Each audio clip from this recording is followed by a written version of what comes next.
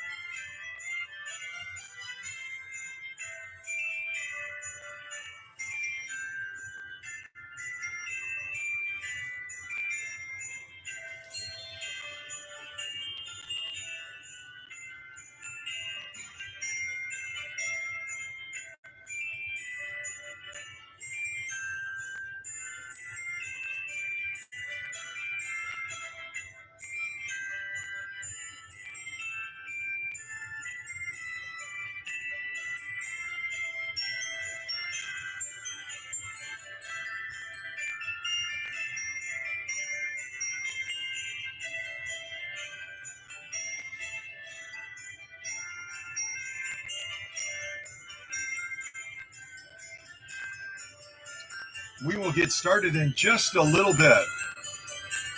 And congratulations to Alex for being first in the classroom today. How did that happen?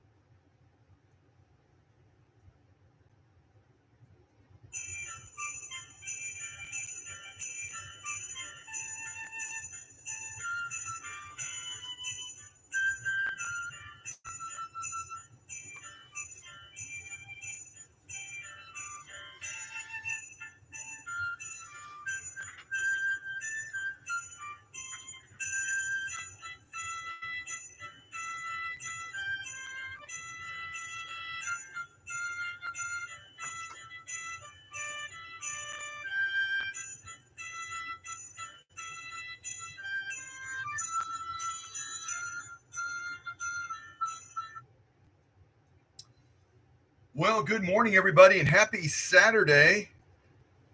Great to have everybody here. And I know that this is a real busy time of the year.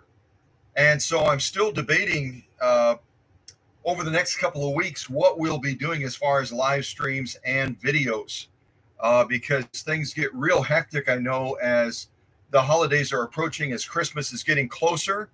And so I want to be sensitive to that so that you don't feel torn between attending a live stream or taking care of other holiday rush type activity.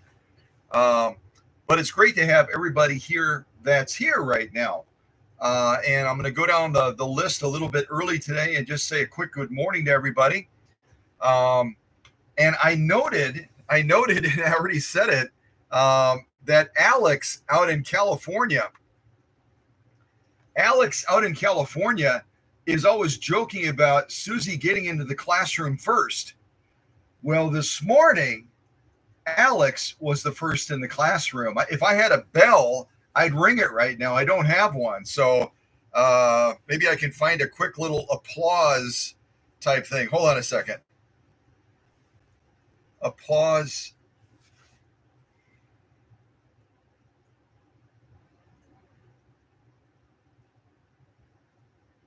What is this going to do? This is Lady Gaga applause. Let's see what this does.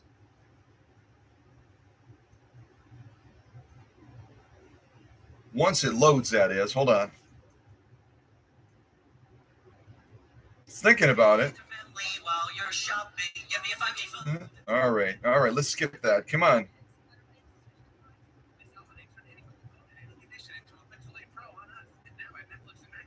It would be so much easier with a bell, but I'm going to see if I can do a little bit of applause for Alex being the first in the classroom. Let's see here. I think it's a song called Applause. Never mind. Any rate, congratulations to Alex and being the first in the classroom today. That's a big deal. All right, let me see.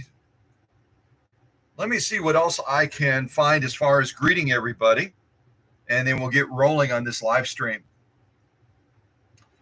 So again, hello to Alex out in California. Hello to his lovely wife as they continue to ramp up for their preemie child line of clothing. And if Alex wants to share a little bit more about that, he's welcome to do that.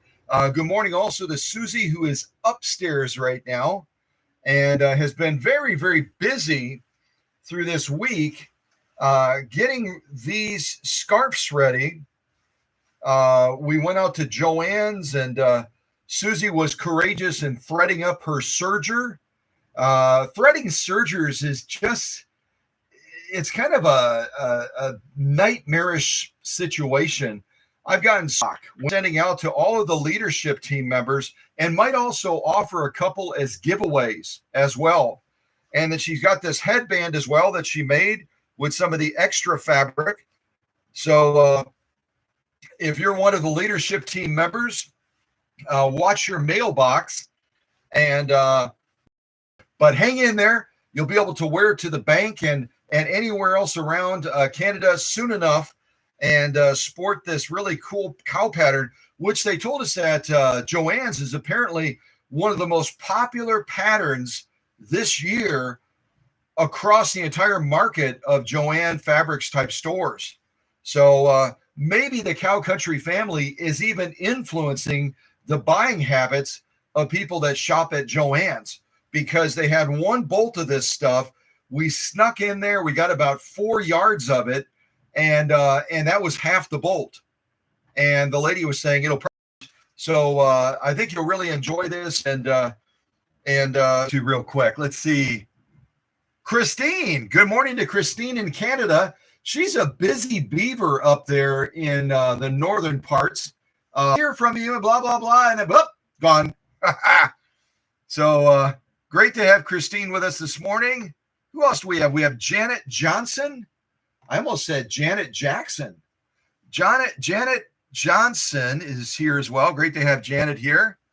And Deborah Williams. Great to have Deborah Williams here. Who else do we have in the live chat?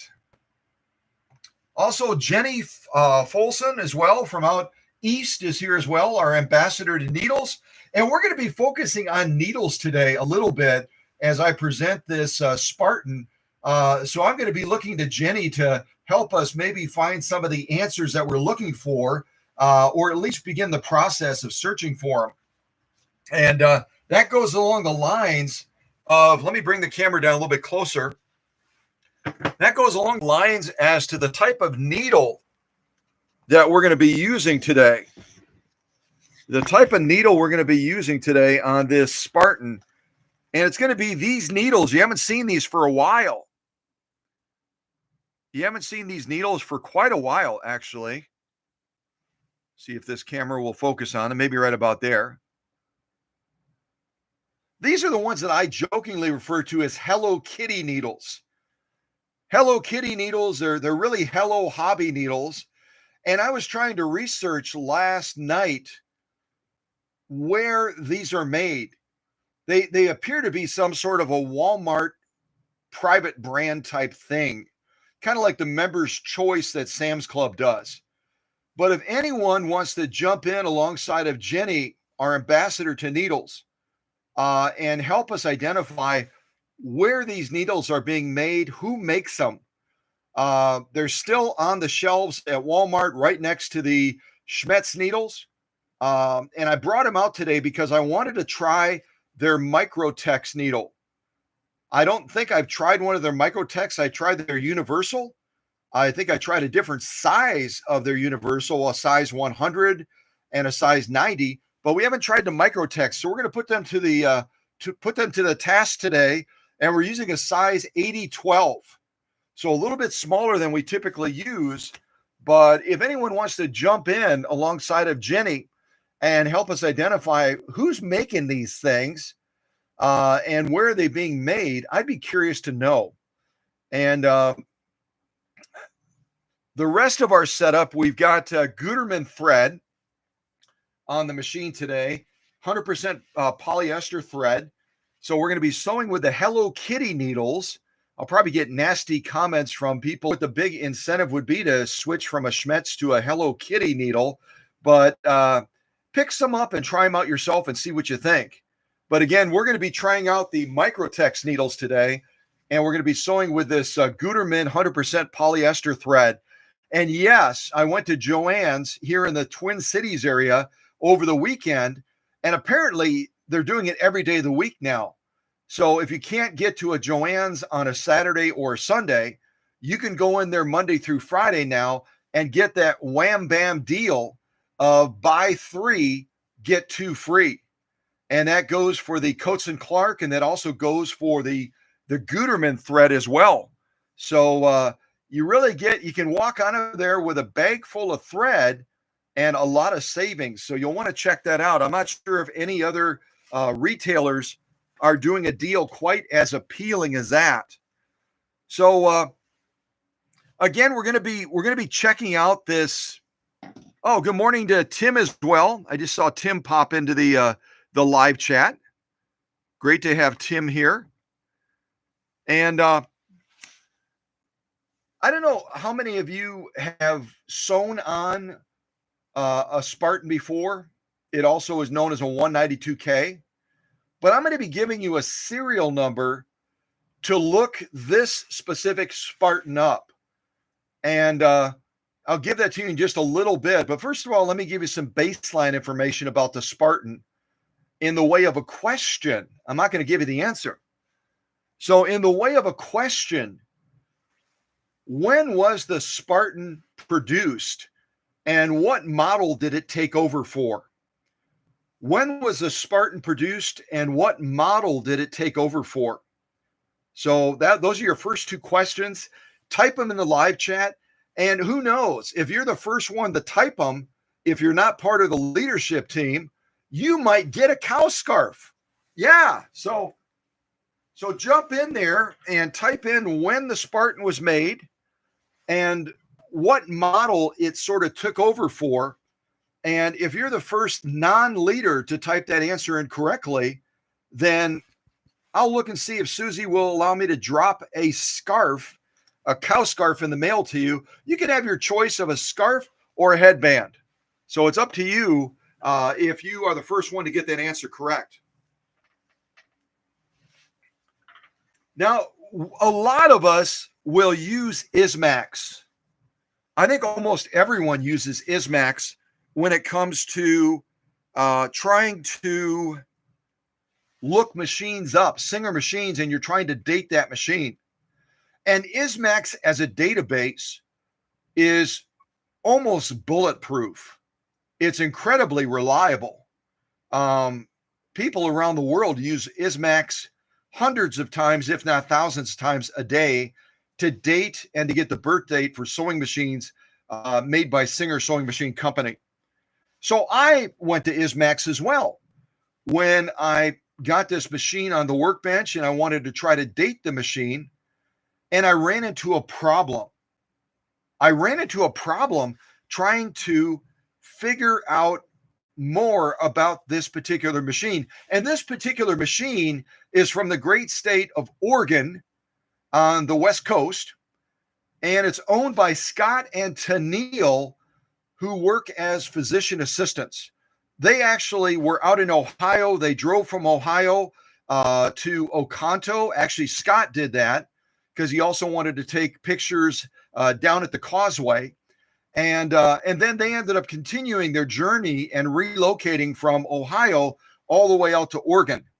And so they're out in Oregon now. I've already mailed back a 130, a FOF 130 to them that I finished at the old workshop. Now I'm working on this, on finishing up and getting this 192K shipped. And then I have a Japanese clone that I've got to finish after that. And then I'll be done with our friends out in the great state of Oregon. But let me give you the serial number and see if you run into a problem as well, like I did. And I'll also type the serial number in the live chat as well. Or maybe I'll ask one of the leaders to do it. Let me ask if Tim out in Thorpe, Wisconsin, part of our new leadership team, let me ask if Tim would be willing to do that. So I'm going to give here's what I'll do. I'll have a little bit of fun here. I'm going to have a little bit of fun. I'm going to text the serial number to Teresa, Tim's wife. She's part of our leadership team as well, because I don't have Tim's cell phone number. And then Teresa can text it to Tim or give it to Tim, and then Tim can post it in the live chat. We'll make it a little bit more complicated today. Why not, right? It's the holidays. The holidays are hustle, bustle, pull your hair out, beat your head on the floor, and run around like a crazy person. So we'll make Teresa and Tim run around a little bit in getting that serial number posted, and then we can look it up and see if you run into a wall of confusion like I did. Or maybe I just goofed up and I did it wrong. So let me do that real quick. Hold on a second. Hold on just a second. See if we can get this routed to Teresa and Tim, and then we'll go on our secret little journey of trying to figure this out.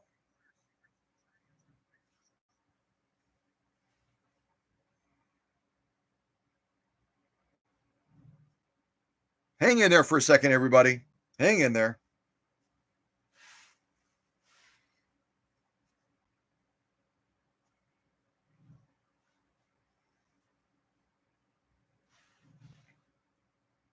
And I hope everybody, we're only a couple of weeks away from Christmas. And I know most people celebrate Christmas. I even have Jewish friends that celebrate Christmas. So if you're getting ramped up for the holidays and for Christmas, hopefully you've gotten all of your shopping done, or you're in the process of doing that, because it's getting more and more hectic out there. I was out at a Twin Cities Walmart just the other day, and man, oh man, people get downright aggressive, even in the bakery section. Even in the bakery section, I was like, man, they're just donuts. They're just donuts. Let's not fight over the donuts. Let's open one up and eat one right now, and then we'll pay when we get up to the front. Yeah, they just get crazy, don't they? They just get literally cuckoo. All right, I'm getting closer. Getting closer. I do a lot of texting and a lot of communication, so I'm scrolling down and finding Teresa's number, and then trying to send over that serial number.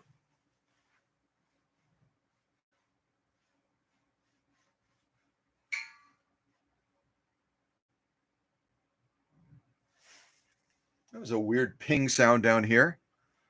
I hope I didn't break anything. I heard a ping. Yikes. Hope I didn't break anything.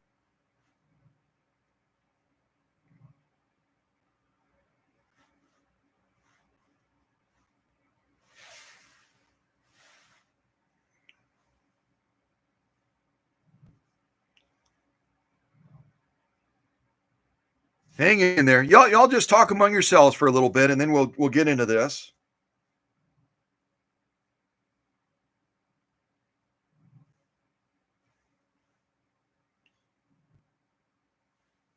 Okay, I think I've just about got it. Just about got it. And any young people in the audience are saying, I could have sent like 500 texts in that amount of time. About 500 texts in that amount of time.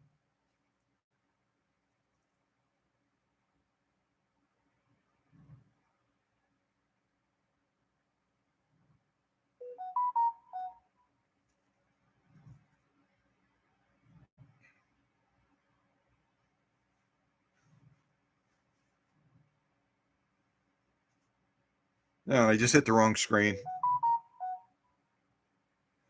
I just hit the wrong screen.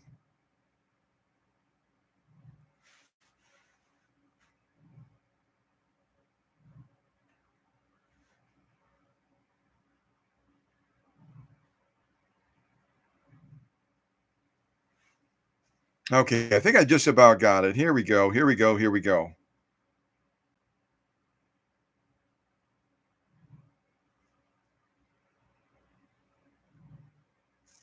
Okay, I'm sending it to Teresa now. Let's see here.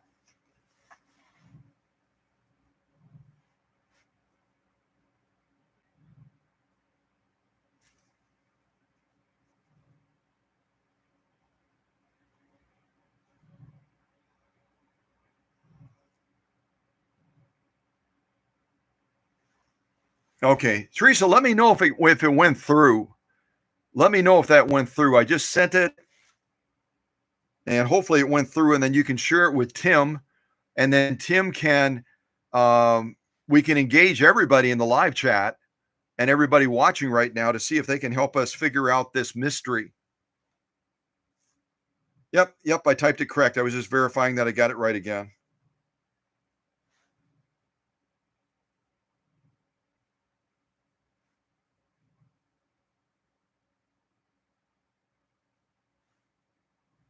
Maybe I'll put on a little bit of Christmas music while I'm waiting for you all to do a little bit of research. Hold on a second.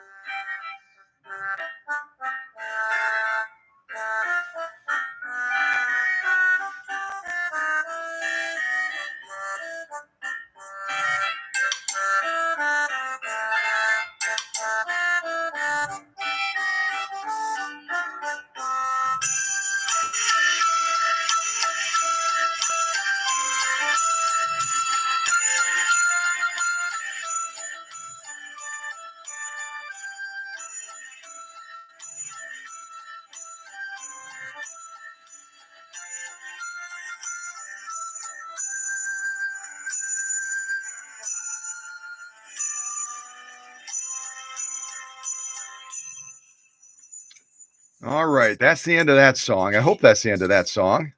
All right, well, we'll see. We'll see. We'll see. We'll see. See what you find out about this. See what you find out about this particular serial number that looks like Tim has typed it into the live chat now. So you can see it's E like Edward, P like Paul, 403669. EP 403669. So look it up on Ismax and see what you find. See what you find. And along the lines of something I asked earlier about this machine, when did they produce the Spartan and what machine did it take over for? Well, they produced the Spartan, if you got it right in the live chat, and I didn't look, but one of the leaders can tell me if anyone nailed it. They started producing it right around 1959. 1959, and they only produced it for a few years until around 1961. Now, there was another machine that went out of production right around 1961, 1958. There was another machine that went out of production right around 1958, and it was none other than the 99K. So the Class 99 series had come on the scene very early around 1911, and they produced it for, what would that be, 47 years. They produced the Class 99 for 47 years, and then it finally went out of production at about the same time that they introduced the Spartan, the 192K. And the 192K was a mirror image of the 99K. The only difference was there was no decaling on that machine, and they also changed the feed dog style as well. And many people don't know that. When they migrated from the 99K to the 192K, they ended up going along with the trend that was very popular then. It started in Switzerland, it then went across Sweden, and it was adopted by a lot of other folks. And it was called the pyramid style feed dog design. It was an interlaid type design where the feed dogs had a raised surface, and it was supposed to create a better feed situation. The Swiss tried it first over with Elna. The Swedes tried it with Husqvarna, and then Singer and others jumped on the bandwagon, and they started changing some of their machines from the traditional feed dog design to the diamond or the pyramid style feed dog design. The rotation range of the feed dogs is a little bit restricted. It's less than a full scale machine because of the scale of the machine. And when you're taking a diamond or a pyramid style feed dog and you're putting it on a smaller machine like a 192K, you don't get the same consistent feed that you did with the original feed dogs. So I even have heard of some people that have changed out the feed dogs on the 192K and adapted some of the original feed dogs for this machine. And what I found after extensive testing and after doing all of my work on this machine is I don't get quite as long of a stitch on the 192K as I do on a 99K. I'm averaging about 7 to 8 stitches per inch instead of 6 to 7. And usually it's leaning more towards the 8 stitches per inch. So feed dogs and feed dog designs have gone through some small evolutions over time, and sometimes they go the wrong direction. They've got something that's working really well with that model, and then they change it, and then all of a sudden you're going down a rabbit hole where you're getting results that are less or not as good as you got originally. So, you got to be careful with that. You got to be careful. All right. So what did y'all find out? I'm going to look at the live chat a little bit and see what did you find out as far as our situation with this serial number. City chickens took 1 minute. I have no idea what that means. Alex always has something interesting going on out in California.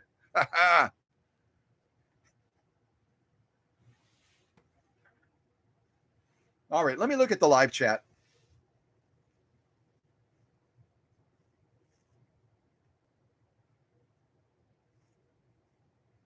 Hello Hobby not found at Hello Hobby. Okay. So Jenny was doing a little bit of digging into the needle question that I had. And yeah, Hello Hobby, I'm guessing it's a private thing that Walmart is doing so they can have their own line of needles. But let's keep digging into that. Let's keep digging into that to see what we can find out about this line of needles that is becoming very prominent on the shelves at Walmart and maybe other places. I don't know if it's being offered at any other retailers other than Walmart.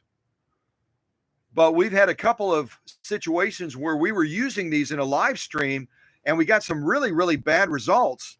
and then we pivoted over to Schmetz, and the problem was immediately resolved because of the caliber and the engineering of the Schmetz needle.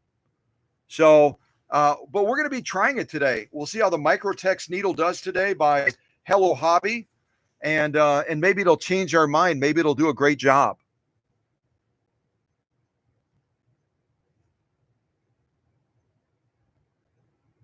And Christine apparently has a 192K, a Spartan, and it does not have a light on it. That's the way it came from the factory without the light. But there is a lighting system that they came up with. I don't know if I can get my fingers on it or not. When I was back at the storage unit, the last time I grabbed one of my boxes of lights, these are all lighting systems. And I think I've got a Spartan style light in here somewhere. Yep, I do, right there. There it is. Almost got it.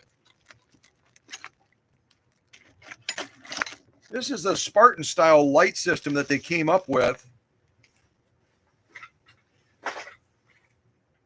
It would basically, this would just wrap around, the arm on top of the machine. Some of them mount like this, and some of them mount like this over here.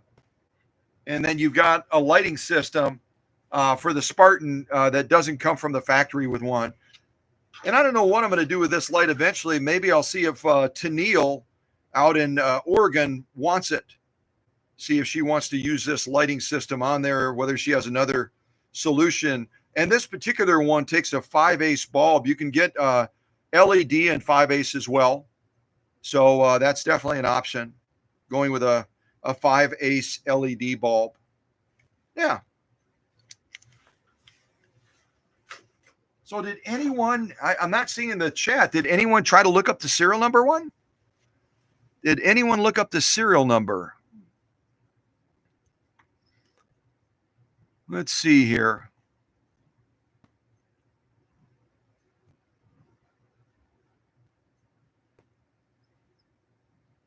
Why did they call it the Spartan? That's a good question. How did Singer come up with the name of Spartan? Let's definition of Spartan. Here's the definition of Spartan, relating to Sparta in ancient Greece. So the Oxford Dictionary is not very helpful to us. I just typed in what is the definition of Spartan, and all it said was it's the city of Sparta in ancient Greece. So let me see if there's any other definitions. Let's see. Sternly disciplined and rigorous. Yeah, it could carry the meaning of simple and frugal. Simple and frugal. So Christine might be onto something in pointing out, its namesake, if that is why Singer did it, because it would suggest that by then the basic decaling down here on the bottom of the pillar that shows that it was made in Great Britain. So a lot of people that typed into the live chat that it was made in Scotland, you're right, but Great Britain doesn't want to acknowledge that. Great Britain took credit for a lot of the machines that came out of Scotland, even though I talked about this when I was at the Copsha home when we did that fundraiser, part of the colony of Great Britain.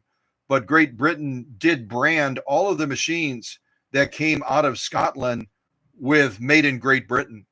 So kind of a bummer. The Scottish people didn't get the credit, but we know the truth. We know who actually did it. And then they've got Spartan on the front of the arm and the back of the arm. That's about it when it comes to decaling this machine. So we will consider this machine based on the insight that Christine brought and the digging that I just did as a rigorous and disciplined, simple, frugal machine that Singer came out with around 1959, and it took over for that long-running 99K. Yeah, simple and frugal. What's wrong with that, right?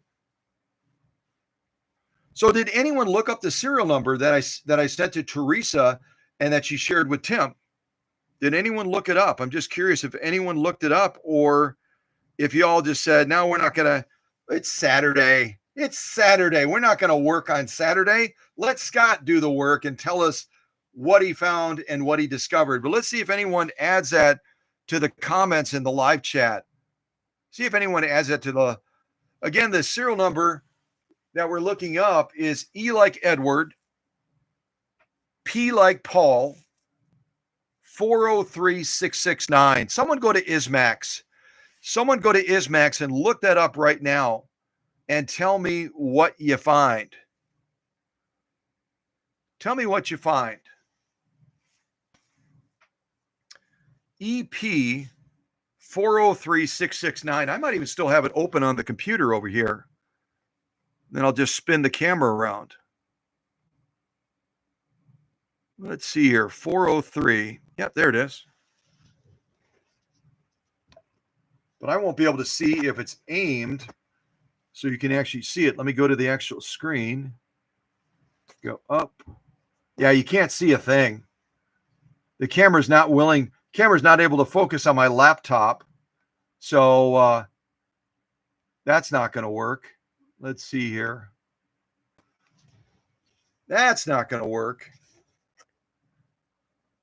Well, if you had gone to Ismax, and it looks like Susie is typing something in right now. Ismax shows that the serial number EP403669 is for a 185K, not a 192K. Yeah, exactly right. That's exactly what I found as well. Let me see if I can find the picture. And if some of you out there don't know what a 185K is, I'll show you what it looks like. And it's nothing in its resemblance to this Spartan. This is actually a 185K that's for sale right now. I think it was on Etsy or something like that. This is what a 185K looks like. It's got that chiseled arm on it. Totally different look here. This is a hand crank model. So either Ismax or Singer obviously made a mistake. They made a mistake because when you look up that serial number, you don't even get a 192K like this.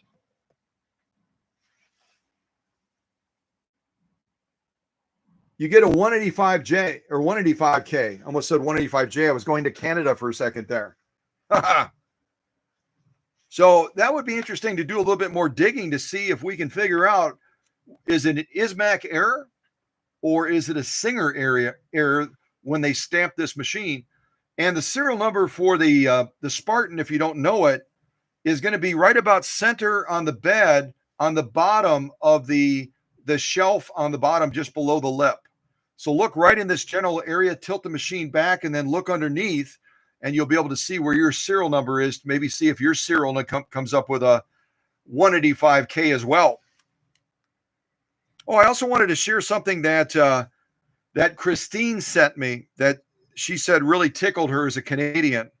See if I can find that real quick. Where is it? Got it here somewhere.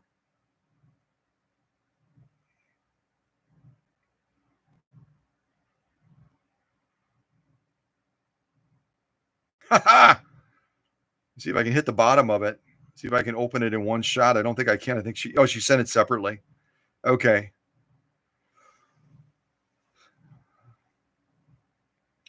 So Christine wrote to me by text. She said, a friend of mine posted this and thought you might get a chuckle out of it. And this was by I think everyone's heard of Jeff Foxworthy. Jeff Foxworthy is always one of those. He kind of comes up with funny little things about different a premiere. I wasn't able to do it because a premiere is pre-recorded, but I'll do it now. Let's see here. And apparently, Jeff Foxworthy was at Caesars in Windsor. Caesars in Windsor. So these are some of the things that Jeff Foxworthy had to say about Canadians. You know there's a Canadian if your local Dairy Queen is closed from September through May. You may live in Canada. If someone at a Home Depot store offers you assistance and they don't work there, you may live in Canada. If you've worn shorts and a parka at the same time, you may live in Canada. If you've had a lengthy telephone conversation with someone who dialed a wrong number, you may live in Canada. Or you might live in Wisconsin. I've done that where someone called me and it was a wrong number. I talked to them for 10 or 15 minutes about everything. If vacation means going anywhere south of Detroit for the weekend, you may live in Canada. If you measure distance in hours, you may live in Canada. If you know several people who have hit a deer more than once, you may live in Canada, or you might live in northern Wisconsin. I mean, to be fair, Christine, if you have switched from heat to AC in the same day and back again, you may live in Canada. If you can drive 90 kilometers an hour through 2 feet of snow during a raging blizzard without flinching, you may live in Canada. If you install security lights on your house and garage but leave both unlocked, you may live in Canada. If you carry jumper cables in your car and your wife knows how to use them, you may live in Canada. If you design your kid's Halloween costume to fit over a snowsuit, you may live in Canada. If the speed limit on the highway is 80 kilometers, you're going 95 and everyone is passing you, you may live in Canada. You might also be going through Illinois, in all fairness. If driving is better in the winter because the potholes are filled with snow, you might live in Canada. And it goes on and on and on. If Christine wants to post some more of those in the live chat, have at it, girl.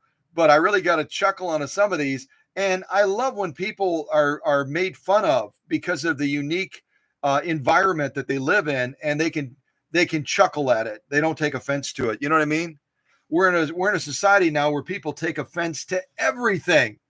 So I love the fact that the Canadians have a sense of humor about the unique environment that they live in. So, and it just goes on and on and on. All of these the sayings that that Jeff Foxworthy had about Canadians. So look it up on the internet. I'm sure you can find it, and I'm sure he'll do a much better job of delivering it than I just did. So, yeah. All right. Yeah, a lot of those sayings for those of us that live in Wisconsin or Minnesota or Indiana or Illinois or any of those Midwestern states, a lot of those sayings that Jeff Foxworthy is associating to Canadians also applies to a lot of the rest of us as well, doesn't it? It really does. Really, really does.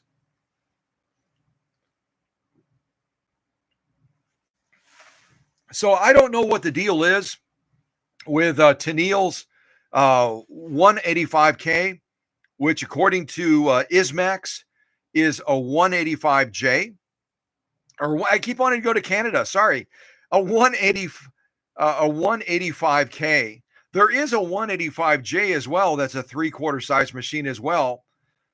So that's why I think I keep cross-pollinating those numbers and stuff. Also, good morning to James as well. Great to have James here.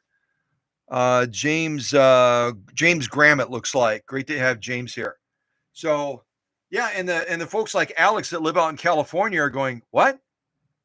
Snow? Driving through snow? No, I don't think so.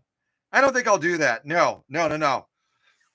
As a matter of fact, on one of my Facebook posts, Alex's wife wrote a comment. I think it was when I was talking about relocating, and I was looking at Kentucky, and Alex's wife out in California said, you got to come to Southern California. The weather is like, I need an umbrella. It's just beautiful weather on the West Coast all the time. And I can attest to that a little bit. I lived in the Bay Area and I lived in Fresno, California. That's not obviously not Southern California, but I lived in California for a couple of years when I was in healthcare. And it's got a lot of pluses, the great state of California. And we've got a lot of our cow country family that lives in California as well. Yeah, a lot of folks. So let me walk you around this frugal and simple machine, basically the 99K version with all the frills gone. And it's going to take us probably about 5 seconds to walk around this machine because it is a real simple machine. It truly, truly is. We'll just take a quick look at this and then we'll move into some sewing on this 192K, or should I say a 185K. We'll call this the mystery 185K because according to the serial number, that's what this is. So when you're winding a bobbin on this Spartan, and the last time I think it was it might have been Jenny. Was it Jenny that asked about this hole that's right over here? What's up with this hole right there? Because you don't thread through it when you thread the machine up. So why do they have a hole there? What I explained is the best explanation for why they put a hole right there in association with the presser foot bar control is it's an additional point of contact when you're winding a bobbin. If you're winding a bobbin on a machine like this, it can sometimes hop out of this little thread guide right here. It can hop out of here, and all of a sudden you've got a mess as you're trying to wind a bobbin. If you thread this to wind a bobbin from here to here, and then come down here and thread through this little hole, thread through that little hole from left to right, and bring that thread right underneath the tension discs, and then down to here. And when you thread this, if you didn't know it, you thread from here, from front to back on the bottom part, and then you come around here, and you come from here, from the back to the front, and then you bring the thread up. And some of you are saying, wait, say that again. I'll actually show you. Because a lot of people get the threading when they're bobbin winding wrong, and it's understandable. Let me see if I can find some thread real quick. Okay. So if we've already done the rest of the threading to wind a bobbin on a Spartan, when the thread is coming across here, across the front of the machine, let's say you decided to thread it through that extra little hole right adjacent to the upper tension, then you're going to bring the thread like this. Let's see if I can get a little bit closer. You're going to bring the thread like this from here, from the bottom one, and then bring it around like this, and then bring it up like this. I'll see if I can turn the machine a little bit more and get more of a front shot on it, but I'm a little bit tight on space because I've got a 128 over here that I'm working on right now as well, that belongs to Diana, and it's got all kinds of issues going on with it. I won't spend any time on this, but I'll just show you that the base, kind of like that 12K, the base right now has loose joint points on it, and that's one of the things that I've got to take care of on this machine to make sure that it's safe. See if I can turn this Spartan just a little bit more. Give you more of a front-on shot. There we go. That's a little bit better. So yeah, when you're coming across again after you've threaded to wind a bobbin, you're going to come from here and go here, come around the back, come through this upper one, and then come up to the bobbin from there. I've seen people thread this in about 100 different ways, but that's the correct way to do it. Again, just come through the bottom one first, like so, come around the back, and then bring that thread up into the upper slat right there, and then straight up to the bobbin from there. And I usually will wind a bobbin with the thread coming towards me. It tends to catch and start winding that bobbin much more rapidly than if you wind it to the rear of the machine. So try winding it to the front if you've been doing it the other way, and then you'll be able to have a little bit more bobbin winding success, maybe. Yeah. Okay. Let's see here. Let me turn this back.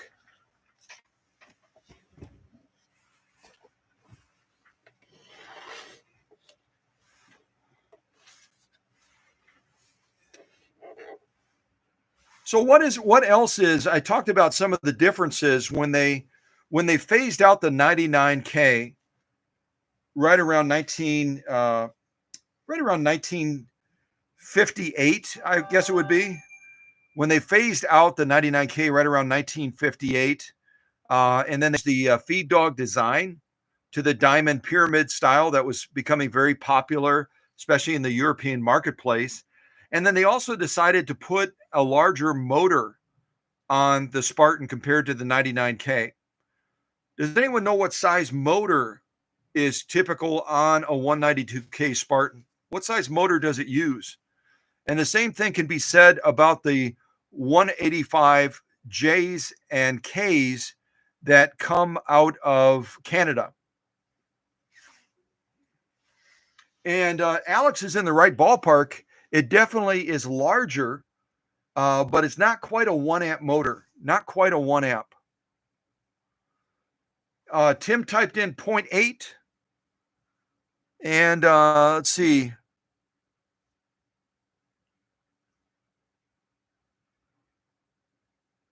Oh, there's a film. Yeah, I think the film that James is talking about is the one that was shot in Scotland.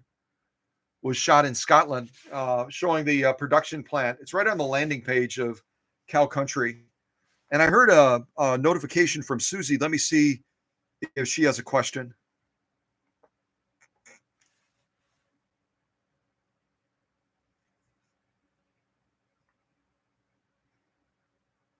Oh, James is from Scotland, from Clydebank, Scotland, where the plant was located.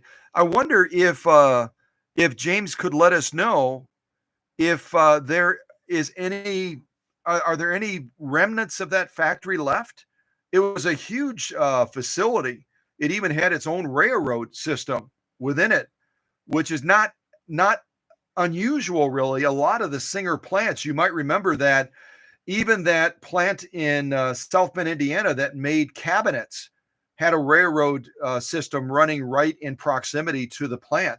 And that made sense because that's how they moved most of their freight back then, was by rail. But I wonder if there's anything left of that plant over there in Scotland. Maybe since James lives right in that neck of the woods, James can let us know if there's anything left. Where if we took a trip to Scotland, would we be able to see any of the remnants of it? Like those buildings that are in South Bend, Indiana, where they made almost 2 million sewing machine cabinets a year, 10,000 a month. Or 10,000 a day it was, wasn't it? It was 10,000 a day down in South Bend, Indiana, whether or not there any of that plant is still remaining in Scotland. Yeah. It's a business park now. So they converted that original Singer plant that was right on the water there in Scotland.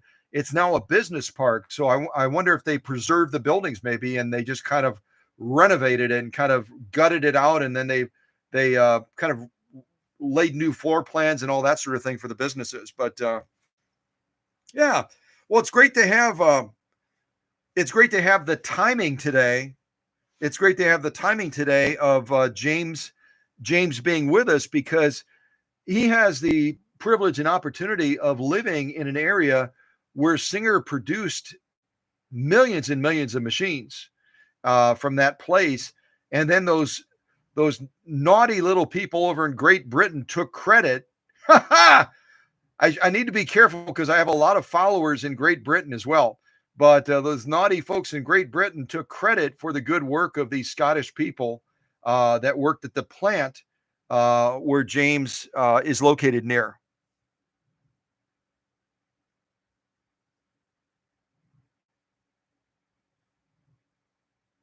Okay, and it looks like Jenny has a question for Susie about the serial number. I think we kind of have exhausted the serial number. It's either an error on the part of Singer, or it's an error on the part of Ismax regarding this model being listed by serial number as a 185K, because the models are nothing alike. If you joined us a little bit late, I'll show you the serial number for this Scottish made. Boy, am I going to tick off my friends in England. The serial number for this Scottish made Spartan, this 192K, shows that it's a 185K.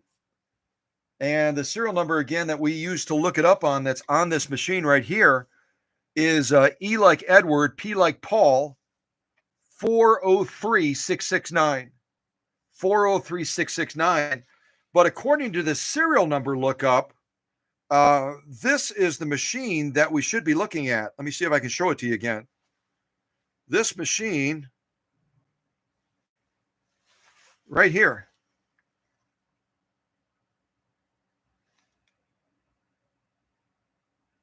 This is a 185K that I believe is being offered on Etsy or Pinterest.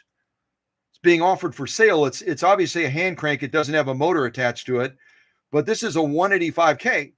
And according to the serial number on Tenielle and Scott's Spartan, this is a 185K. It's kind of like that old program. Will the real 185K stand up? Yeah. So a little bit of a mystery. I'm not really sure what happened there, but in that film that James talked about that's on the Cow Country page, it shows the very, very cool machine that would stamp out. It had multiple little arms, almost like if you lift up the top of a piano. If you lift up the top of a piano and you hit a key, that little what is that little thing called that strikes the string? One of you people that are really adept about pianos can tell me that little thing that comes out when you hit the key on a piano and it hits the string. Yeah, okay, it's a hammer. Christine said it's called a hammer, or a hammer. So the hammer thing, if you look at that video on the Cow Country page of the machine that was used in Scotland to stamp out the serial numbers, it's got multiple little hammers that come down and strike that plate at the same time to lay down that serial number. So maybe the hammer was off that day, or maybe Ismax is off this day. We'll have to see if we can dig a little bit more and find out. But yeah, it's kind of cool that this is what we're sewing with today, according to the serial number, but this is what we have. Yeah, who knows? It's great. It's great for us to know the difference, because someone else would just look it up and assume that this is a 185K. Yeah. So I've got some interesting sew-offs today to do.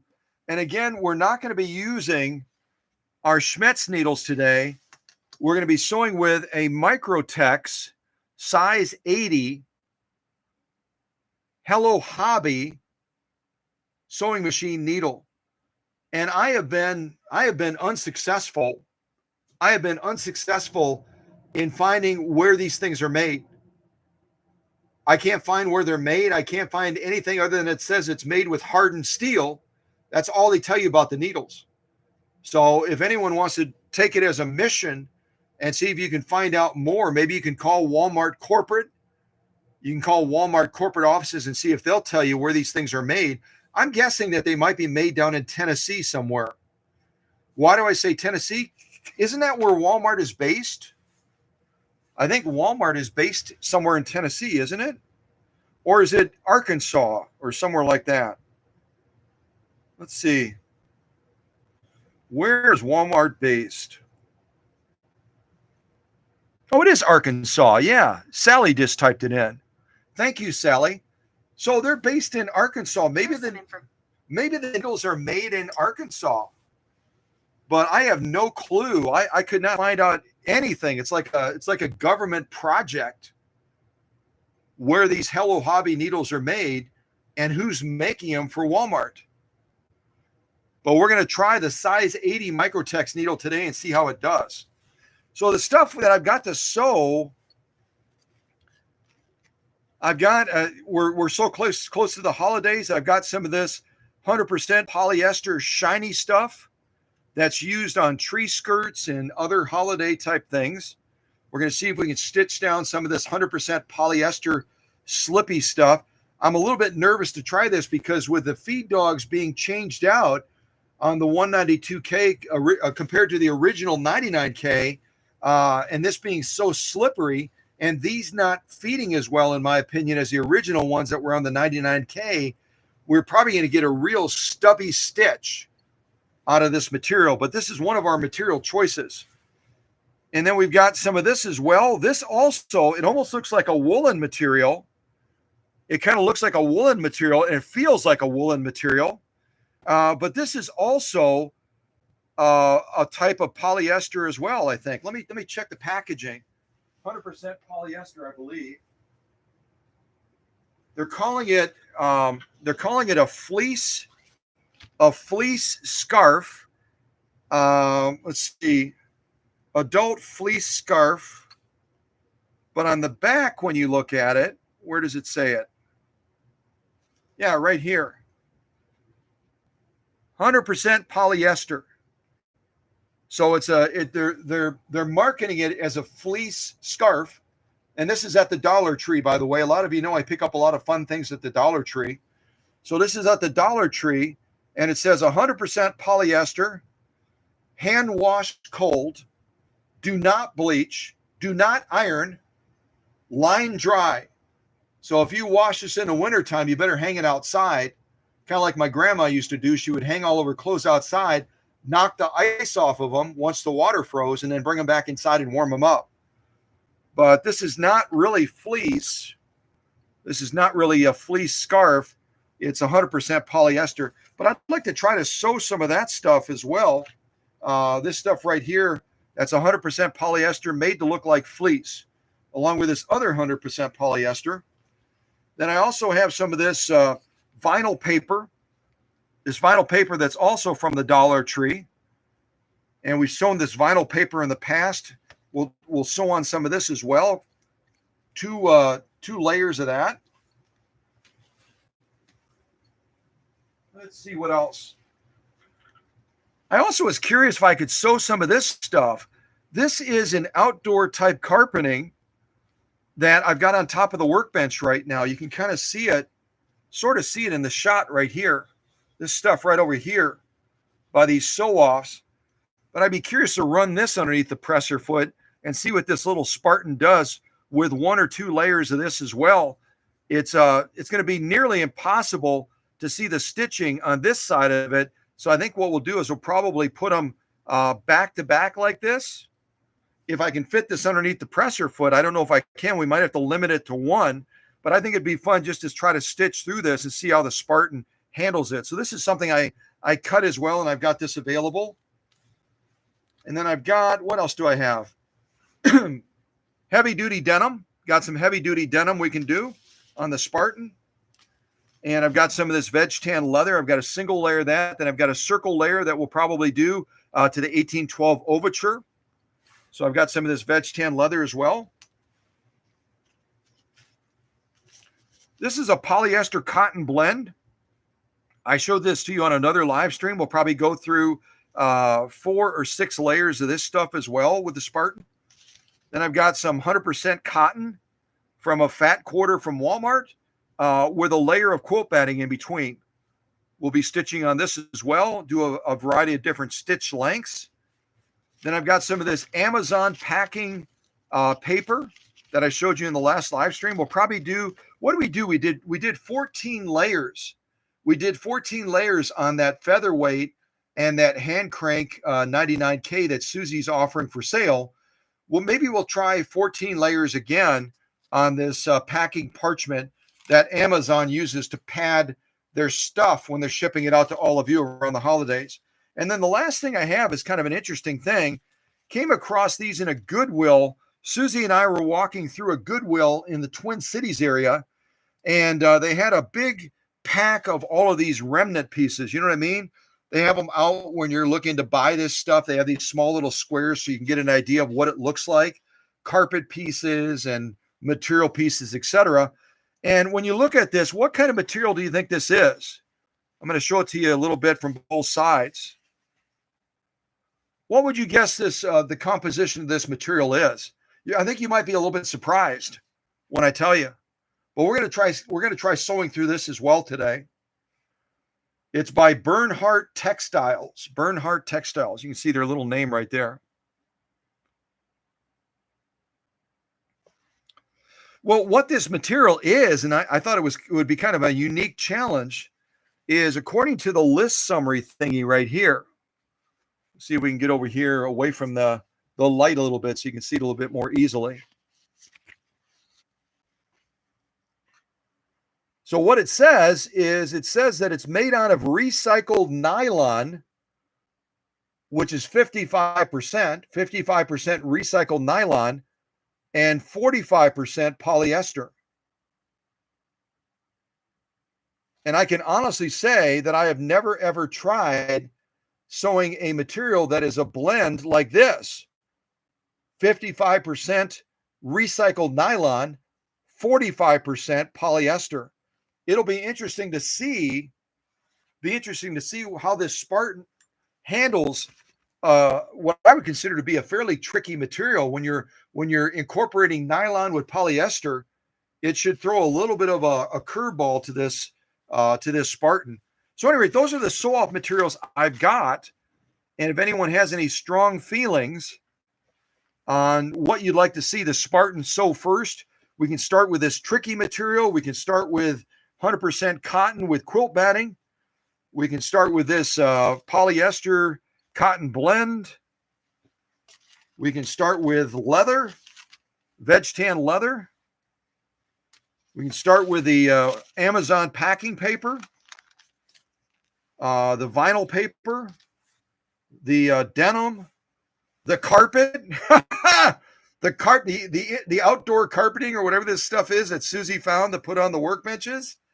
Or we can start with a holiday type feeling of 100% polyester, this super slippery stuff, or this 100% polyester that's made to look like basically made to look like a fleece type material. We'll call this the fake fleece material. So what do y'all think? Do you have any opinion as far as what we start with first? I'll look at the live chat and then we can kind of jump into this Spartan and put it to the test.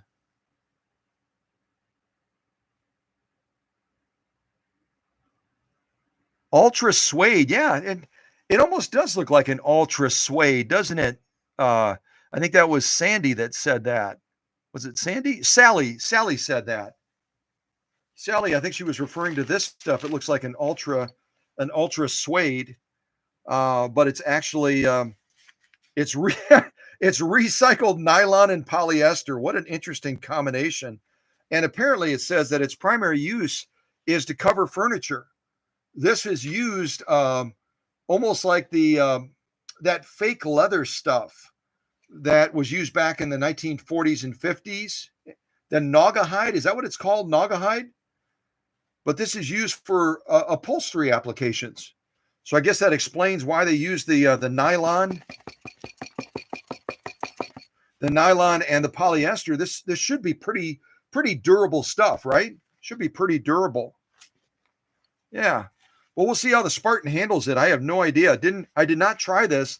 As you can see, I didn't give this a go yet, but it looks like they serged off the edges with a almost like the scarves that Susie made with some sort of overlock along the edges so it doesn't fray. Yeah, see what y'all are saying.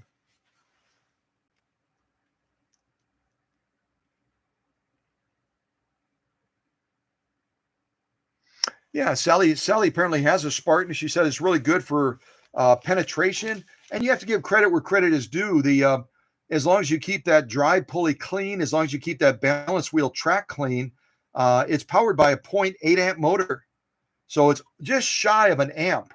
It's got a lot of get up and go, So if you combine it with, say, a Singer 201-2, you would have to combine that and then add a featherweight to it, a 201-2 plus a featherweight to be equal to the power of the Spartan. And that was one of the things they decided to do. Let's put no frills on it, but let's give it more power.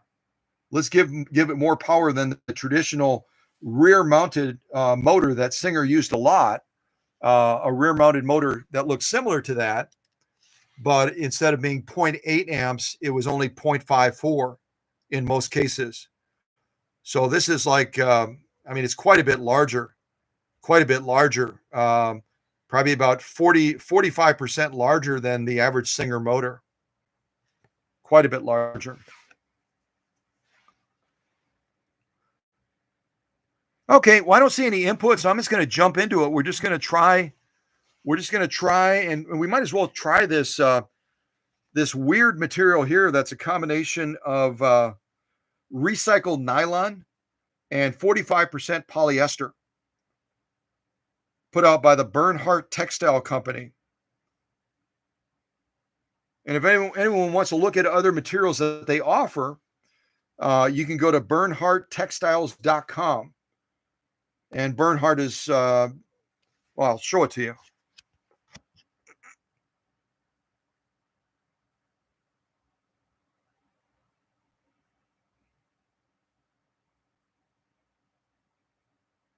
Or you can call them if you want. Yeah. So let me get out the scissors. We'll cut a little bit of this up and we'll see if we can stitch down this. See what kind of results we get on this Spartan.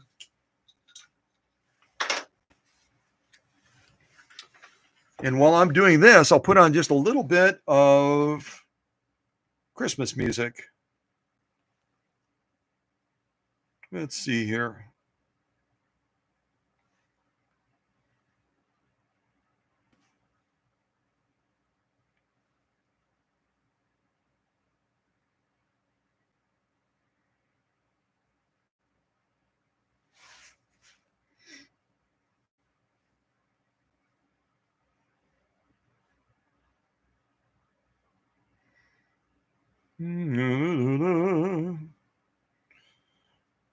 Let's see. I thought I had a second Christmas one here.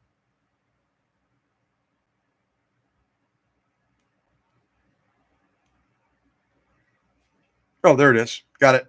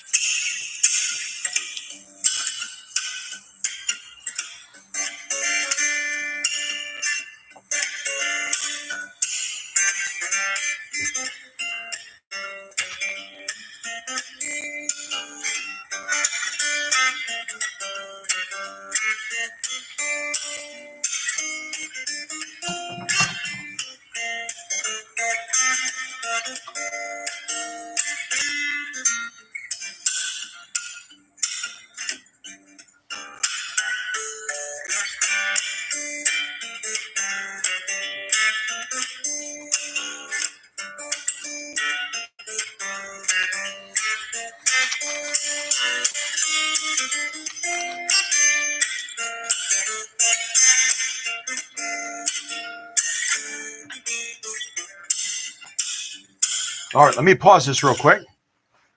Okay, so we're going to be trying to sew this rather odd material that's used for upholstery applications. And again, it's going to be a combination of recycled nylon 55% recycled nylon with 45% polyester. Tex needle by Hello Hobby is able to get the job done. All right, here we go.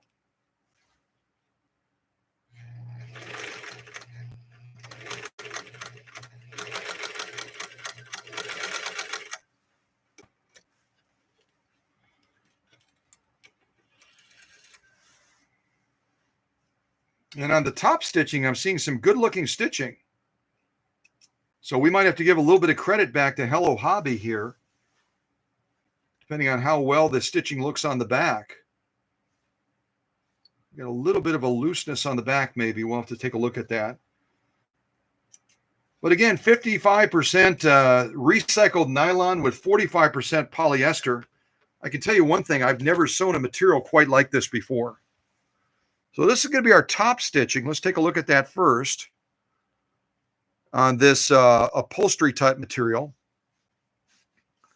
We'll start over on this end and kind of go across. And I'll have to give some credit to Hello Hobby. These are pretty good looking needles. This is their Microtex needle size 80. We went through 2 layers of this. Again, 55, 55% recycled nylon, 45% polyester. And I'm seeing some good looking stitching on top. Good looking stitching across the top.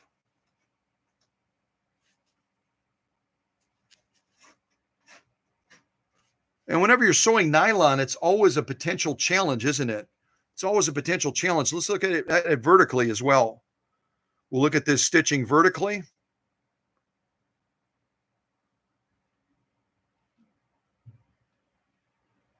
Not an easy material to sew. It's used for upholstery purposes.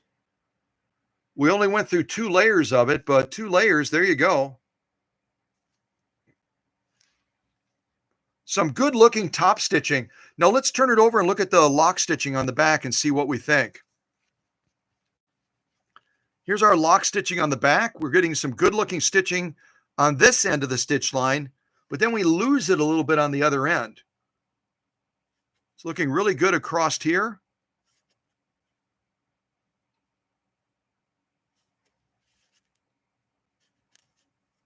Right here, something weird happened. That might have been at my launch point.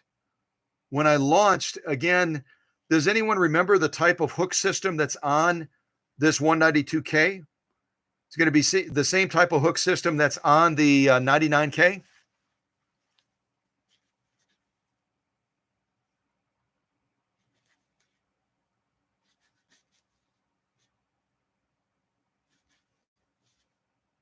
Some good looking stitching all the way across. This, I suspect, was my launch point because the 192K, like the 99K, have an oscillating hook system. They tend to pull the thread a little bit more aggressively on launch. And if you're not holding the thread, it will create an issue. It creates a little bit of an issue in pulling that thread, and then you sew over the thread before it gets stitched. That's probably what happened down here with this launch point on the sewing. But all in all, for a tricky material, nylon and polyester blend with a higher concentration of nylon, it did a really, really good job on this sew off with this upholstery type material. So we'll have to sew this again in the future and see how the rotary stitch machines, the rotary hook systems, do on this compared to an oscillating hook. So I'm going to throw that to the side as our first sew off, and then we'll launch into some other sew offs now. Let's see. This is that stuff that's made to look like fleece. It's made to look like fleece, but it's actually 100% polyester. Maybe we can try stitching on this next. Look at that stuff stretch, huh? Oh, you can see it over here. Change the angle. It's almost like bubblegum material, isn't it? And they're saying you got to be real careful with this stuff. You can't iron it. You can't pretty much do anything to it other than a real gentle wash. The stuff will just fall apart probably, but we're going to see if we can stitch down it. It's going to be really tough to see the stitching, but we'll do our best. And we'll see how these feed dogs do in feeding this slippery 100% polyester made to look like fleece. Let's see here.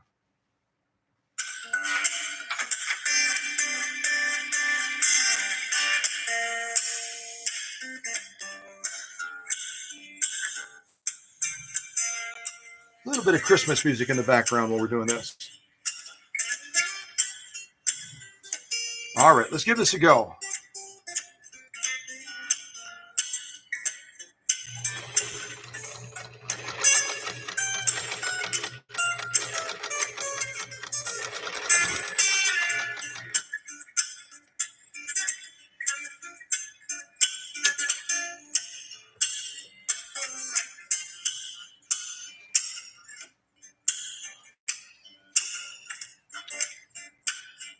And I didn't talk about setup on this machine.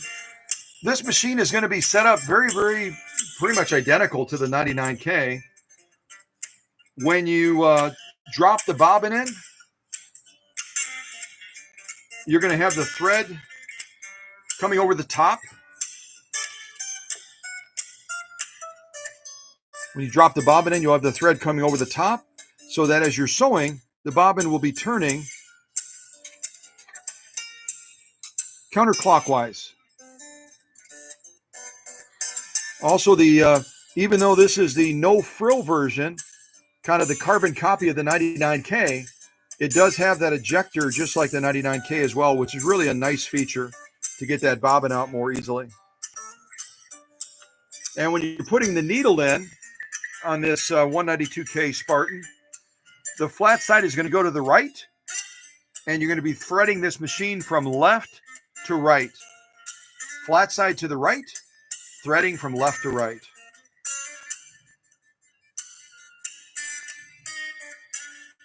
Yeah, let's take a look at this.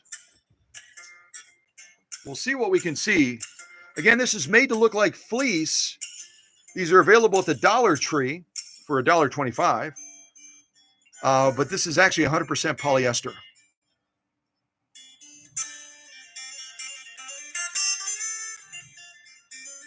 Got some really good looking stitches.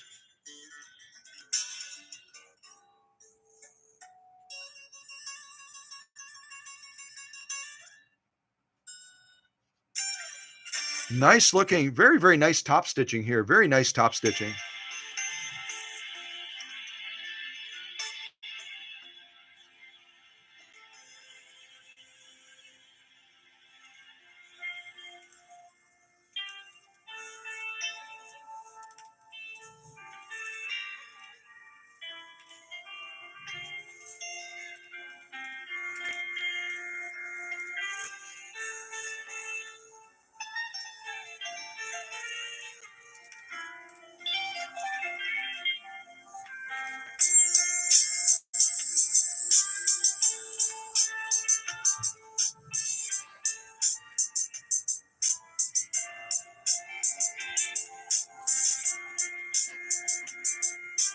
Very, very nice looking top stitching.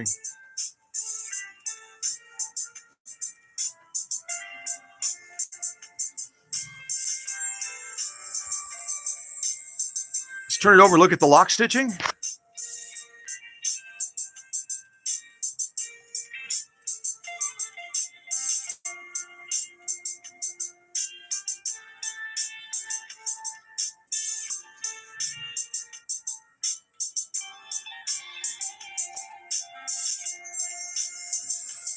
So this Spartan did an excellent job of handling this made to look like fleece material that's actually 100% polyester. Some beautiful top stitching, some beautiful lock stitching as well. So this Microtex needle by Hello Hobby so far is doing a pretty doggone good job. You got to give credit where credit is due. And again, in the past, we haven't had as much success with their universal needles. So I'm just going to pause the music real quick and ask folks, does anyone know, can anyone give a brief list of the type of materials that are generally thought to be the most conducive material to be sewing with a Microtex type needle? If you're sewing with a Microtex type needle, what type of materials are you going to be sewing with this sort of needle? And we can ask our ambassador to needles if she can share maybe some of the attributes of a Microtex needle. They're known in some circles as the ultra sharp needle, but I'll let Jenny kind of lead us on sharing some of the other particulars on this needle. And also if Jenny wants to talk to the types of materials that would be most conducive to be sewn with this type of needle, go ahead and jump in and share that as well. Otherwise, I've got a little list of materials that Schmetz, that offers obviously a needle similar to this, a Microtex needle, recommends that you use this type of needle for. So go ahead and jump in. Don't be shy. Jump into the live chat and type in what type of materials you would sew. What type of materials would you sew using a Microtex type needle? Go ahead and add that to the live chat if you would. Also, a quick hello to the outboard.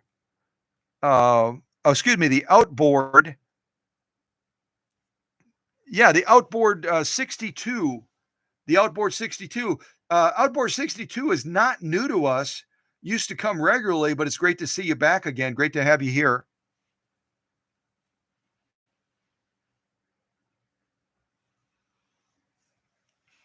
Yeah, the outboard Tinker 62 is not new to the family, but great to have you here.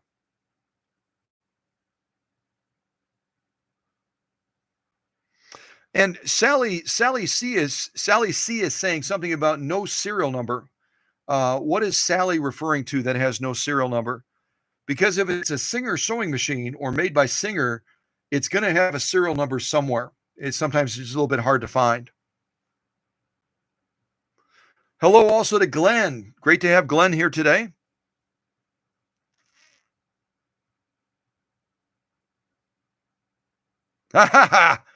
The outboard tinker has been hiding. Why are you hiding?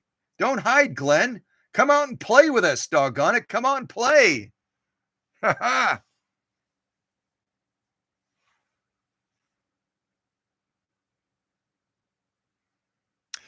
So according to the research I did, and it looks like Jenny threw in there, um, there's a certain type of fabric for quilting. Beyond that, the other thing that their manufacturer says is if you're sewing with a microtex type needle like this, if you're sewing with a microtex needle like this, whether, whoops, a little bit too high. If you're sewing with a microtex needle like this, you're able to sew microfiber material, polyester, silk, fullest, artificial leather. So you could sew some of that fake leather stuff that they have out there, the fax leather or whatever they call it, coated materials, and cotton, batik, woven fabrics. So that's what microtex needles are most commonly used for, those different material types. Of course, we're going to go outside those boundaries a little bit and probably use this microtex needle for other applications beyond that. Beyond that.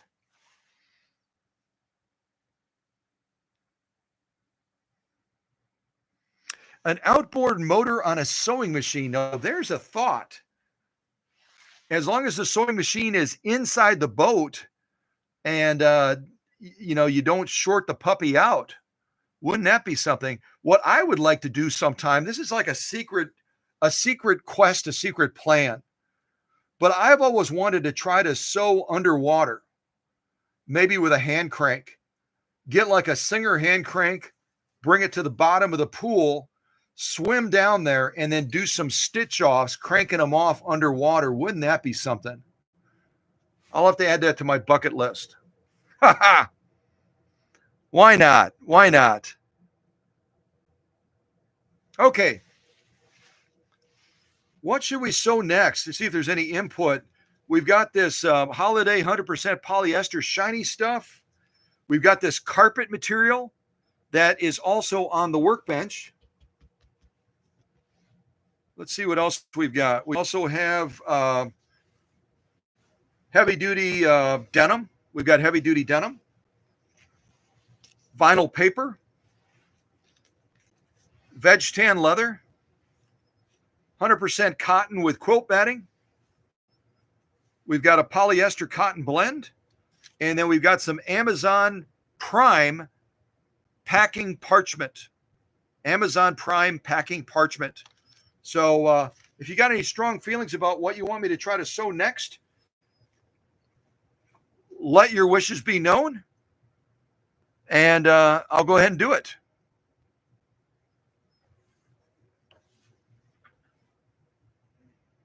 And it looks like Susie wants me to try to sew the carpet. And Teresa typed something, but I can't quite make it out. What did Teresa type? Teresa typed something. Oh yeah, and the outboard tinker. The answer is, I'm wrapping up some business in Wisconsin, and I'm temporarily in the Twin Cities. And Susie has set up a workshop for me here. So I'm here until I get through the business I have to do in Wisconsin, and then looking at Kentucky. So I will be heading south probably in the spring, around the springtime, down to the great state of Kentucky. So this is kind of an interim place right here. And I'm thinking I should sew this carpet. I should sew this carpet material with this side up.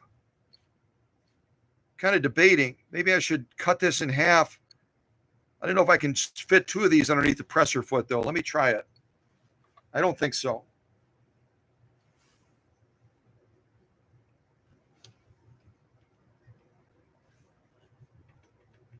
Yeah, it's going to be too tight. Two layers are going to be too tight. So, any opinion? Should we sew it like this or sew it like that? This is going to be the non-frilly woven side, and this is going to be the side that has a lot of fluff to it. So we're either going to lose the top stitch, or we're going to lose the lock stitch, no matter how we sew this stuff. Or we could try sewing it both ways too, just so we could get a closer look at it. Maybe I'll do that. I'll cut this stuff down the middle, and we'll run it through twice so we can see both sides of the stitching.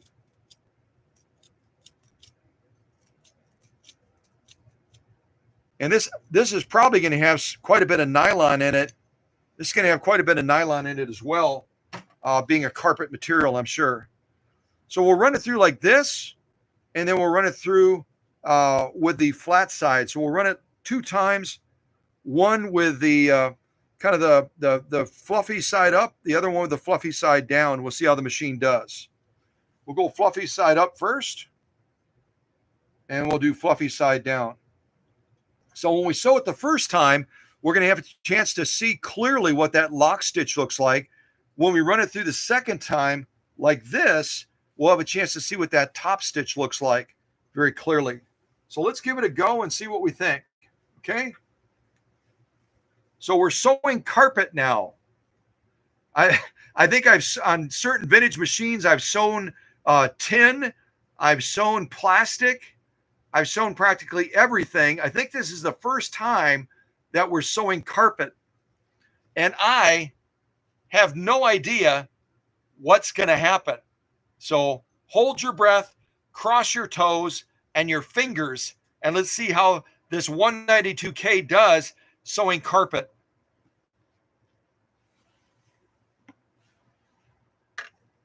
All right, let's angle that down. Time to sew carpet. Time to sew carpet. Here we go.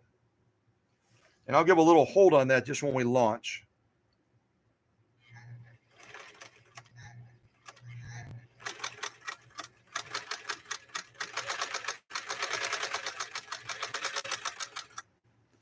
All right, we've sewn through carpet now. We can take that off of our bucket list. We've sewn carpeting. So this first run through, we're going to take a look at the lock stitch, and then I'll get this set up and we'll do the other side so we can see the top stitch.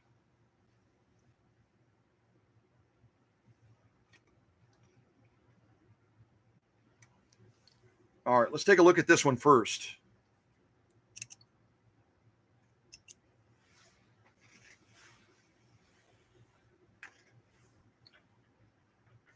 All right, so we're looking at lock stitching, and it looks like we might need a little bit more. We might need a little bit more upper tension to get some really, really good definition out of this, but we'll take a look and see what you think.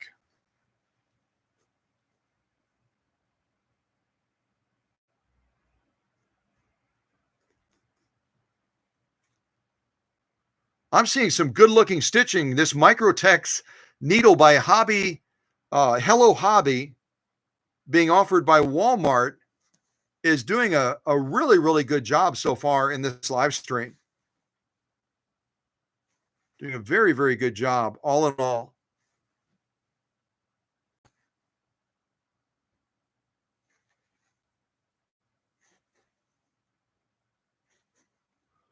And again, I can feel that this is a rigid type carpet. It's going to have nylon or some other sort of backing on it. But that Microtex needle being ultra, ultra sharp, cut through this stuff like a hot knife through butter. It really did quite an excellent job. And here, if we turn it over, you can't see much of anything, but somewhere in there, there's a top stitch. But we're going to run it through with this flat side so we can get a real clear picture of that top stitch. Here's our lock stitch one last time.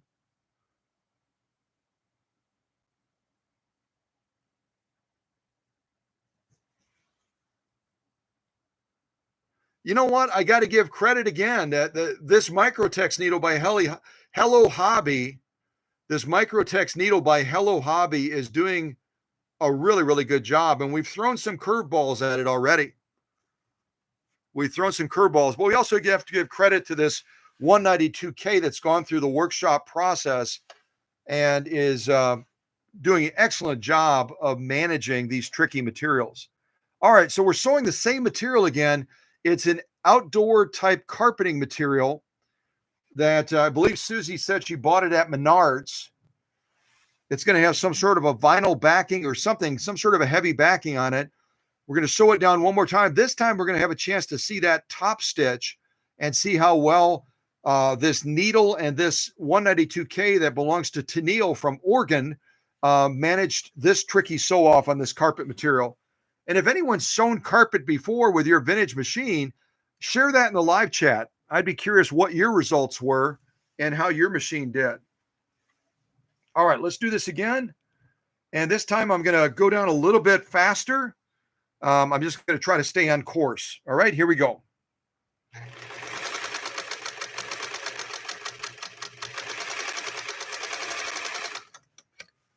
All right.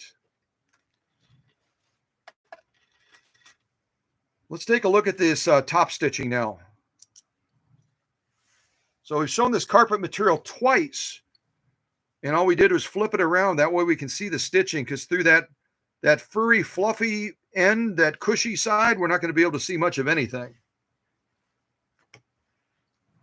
All right, this is our top stitching on this carpet material.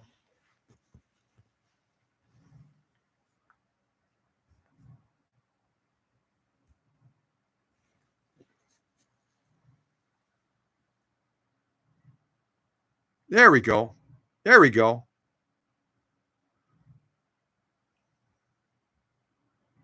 And I'm just going to turn it to the side real quick to show you the thickness of this stuff. That's probably about 3 or 4 millimeters thick. 3 or 4 millimeters thick. And this again is our top stitching. I'll go across and show it to you. And so far, I'm impressed with this Hello Hobby Microtex needle. Whoever's making it for Walmart, wherever they're making it, they probably have been watching this channel and are tired of us beating them up about how crappy their needles are. And they finally decided to improve their engineering maybe a little bit, at least with this Microtex needle. It's doing a really, really good job. Go across one more time and show you.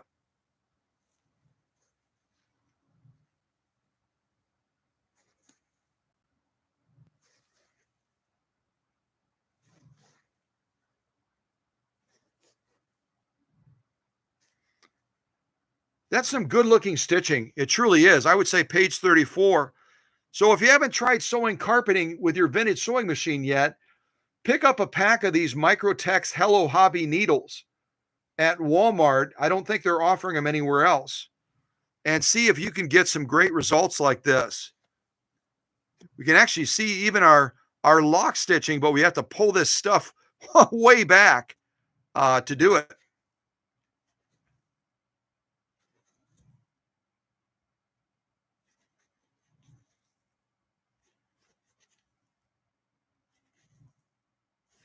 So I'm impressed. A great job by this 192K or 185K, if you believe the serial number. We've gone through this carpet material twice. We've gone through this tricky nylon and polyester material. We've gone through this. It's made to look like it's a type of fleece, but it's actually 100% polyester. So now we're going to be moving on to the other materials we have. We have several other materials to pick from. I'll show them to you once again, and then you can decide if you want to see a specific item sewn. We've got this 100% polyester Christmas shiny stuff that's used for probably tree skirts and other Christmassy type items. We've got this vinyl paper. We've got heavy duty denim, heavy duty denim as well. This is not the stretchy stuff. This is hardcore stuff. We've got 100% cotton with quilt batting. We've got veg tan leather. We've got a polyester cotton blend. And then finally, we have this Amazon Prime packing paper stuff. The last video we did, I believe it was with the 99K hand crank against the featherweight. We went up to 14 layers on this. We might try going to 16 layers today. We might try going to 16 layers. So let me know in the live chat if you've got a particular sew off you want to see next out of these materials we have remaining. And then we'll keep on marching forward. I'll put on a little bit of Christmas music for a second. And y'all can decide if you want to voice your opinion on what we sew next.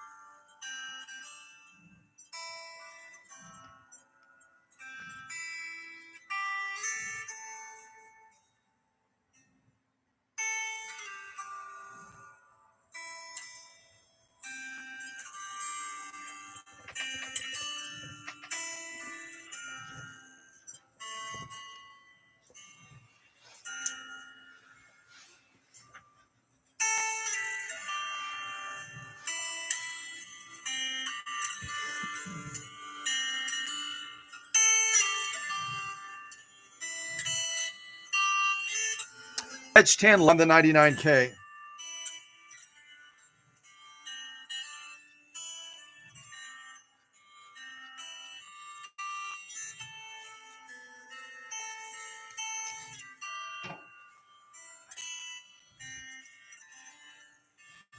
All right, let's try a single layer first, and then we'll double it up.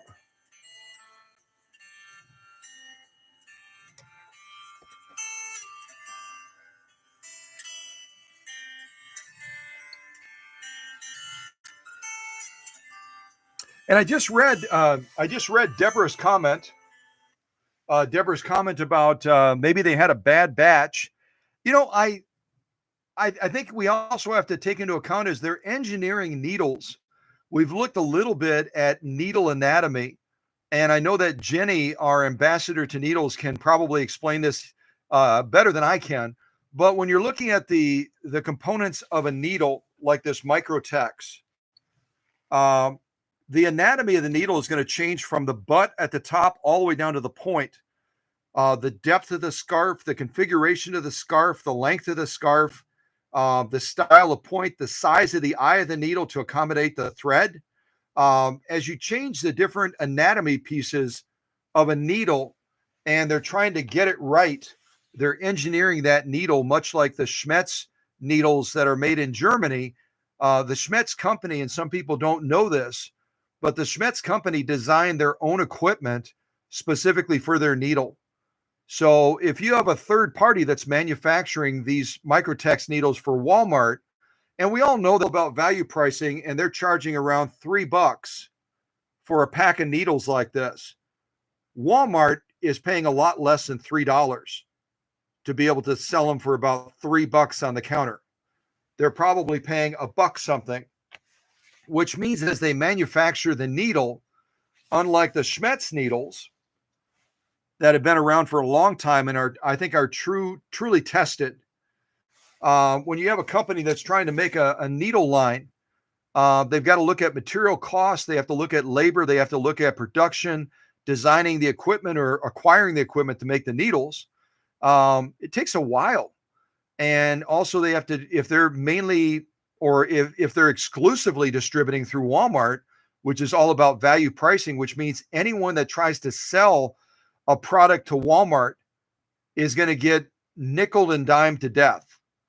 Their buyers for Walmart are taught to beat you into the ground until they get the lowest price possible so they can get the widest profit margin at Walmart. So whoever's making these Microtex needles is probably getting a fairly low dollar, but they're selling a lot of needles, or they're hoping to sell a lot of needles as they're refining their process. But Microtex is a different needle than a universal needle. The anatomy of the needle is totally different. So the one that we had a major failure with was a Hello Hobby. I believe it was a size 9014 universal needle. That machine was just having all kinds of struggles. And I said to the audience, finally, I said, should we change to a Schmetz needle? And everyone in the live stream said, let's go Schmetz, let's go Schmetz. Didn't change a thing on the machine, didn't adjust the tension, didn't clean the feed dogs off, didn't do a lick to that machine. Put that Schmetz needle in, and the issue we were experiencing was immediately eliminated. And the machine just sewed like a top. Just absolutely page 34 plus stitching. So, the old saying, you get what you pay for, and not everything is created equal. So I'm trying to give Hello Hobby a second swing at the bat here. So far, they're doing really well with this Microtex needle. The next time I'm out at a Walmart, I'll pick up some of those universal needles again, and we'll give it a test again. If we have the same issues with that needle, then the feedback to the Hello Hobby people is you've done a decent job. You've done a decent job with the Microtex needles, but your universal needles are still not performing anywhere near as well as the Schmetz needle. Nowhere near. Because that was our last experience, and that wasn't that long ago. That was in the old workshop, but that wasn't really long time ago. So we'll see. We're going to try sewing some leather now. Leather is not a recommended sew off to do with a Microtex needle. The fake leather, yes, but not a veg tan leather. So we'll see how this machine out of Oregon does with this Hello Hobby Microtex needle. I don't know. I have no idea. We'll have to wait and see. All right, so here we go. A single layer, probably about 3 or 4 ounces of veg tan leather. Again, giving this needle the benefit of the doubt right away. Microtex needles are not recommended for regular leather, only fake leather. So we're kind of pushing the boundaries here, but it's what we do all the time, right? We're always pushing boundaries. So no exception for this needle. We're still going to push it. All right, let's see how we do.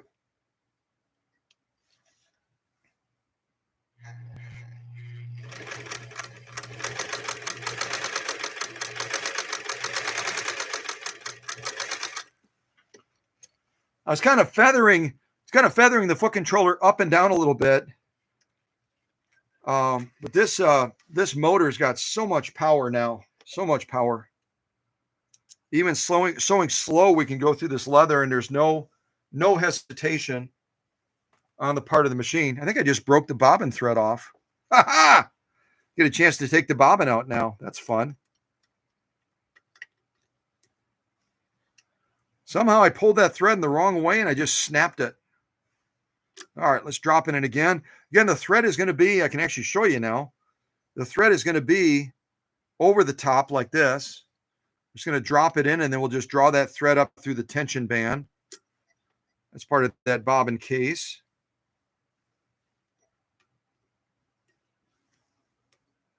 There we go. And you just kind of draw it to the right as you draw through so it goes deep into that tension band. There we go. Pull that thread up again.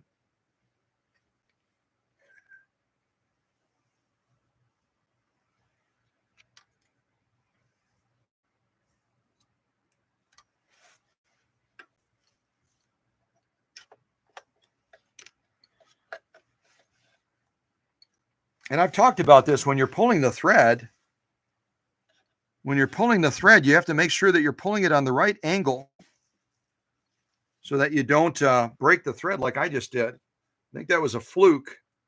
This is the Gutermann. If you joined us a little bit late, I am sewing with 100% polyester Gutermann thread. And it generally is a pretty strong thread. But if you pull it just to the right angle, it can cut it. All right, let me take a look at this stitching now and show it to you. And we'll see how this Hello Hobby needle did going through this veg tan leather. Again, Microtex needles are not really designed to sew regular leather, only fake leather. All right, get over here. We'll go across.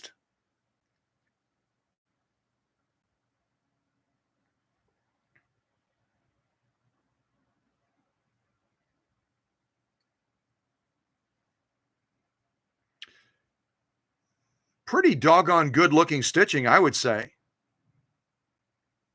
Some pretty good looking stitching there. Let's look at it like this as well.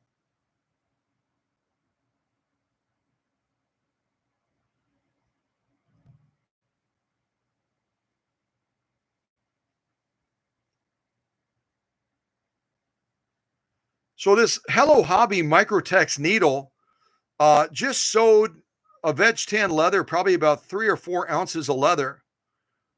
And I think it did a really decent job.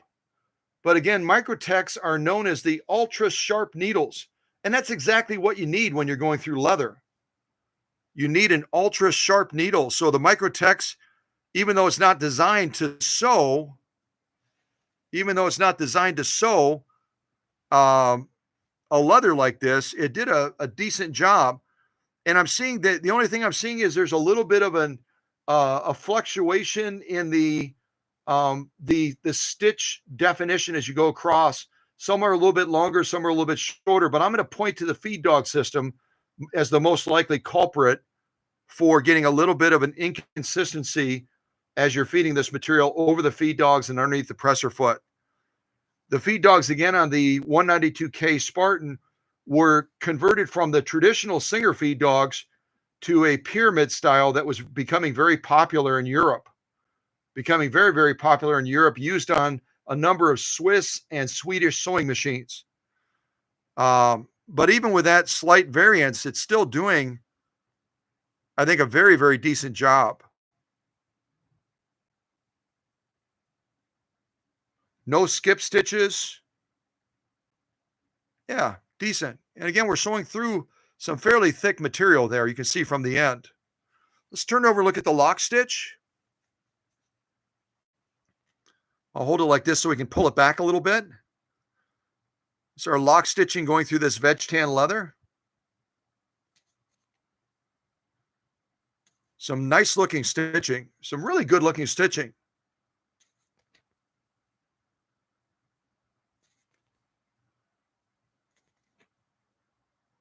And this machine, again, is going to be heading out to Oregon, to Tenielle and Scott.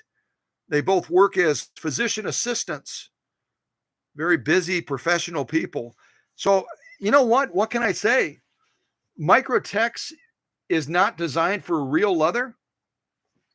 It's not designed for real leather. Excuse me. But this Microtex by Hello Hobby just did what I would consider to be a brilliant job with the lock stitch and also with the top stitch as well. I saw a little bit of a tilt on some of the top stitching, and that would indicate either a feed issue or possibly a tension issue. So we could try to eliminate that if we were going to be sewing this all day long. We could try to eliminate that by bumping our upper tension down just a little bit so that that bobbin case has a little bit more pull power on these top stitches, and to see if that straightens that stitch out. But if you've ever encountered that when you're sewing different materials, you'll get a real nice looking stitch, but there's just a slight little tilt on some of the stitches. That's typically going to be a feed or a tension issue. So you can more easily try to eliminate it by adjusting the tension. If it's a top stitch that has a little bit of a tilt, then you back off your upper tension. If it's the lock stitch on the back that has a little bit of a tilt, which these don't, then you could go ahead and increase your upper tension. But these are some really, really beautiful page 34 plus lock stitches that this 192K with this Hello Hobby Microtex needle just did. So excellent job. But what will happen? What will happen if we double it now and we go from one layer of veg tan leather to two sewing with a microtex needle that, according to the manufacturers, is not designed for regular leather? What's going to happen? Are we going to skip stitches? Are we going to break this needle because it's only a size 80, which is a size 12? I have no idea. We'll find out shortly.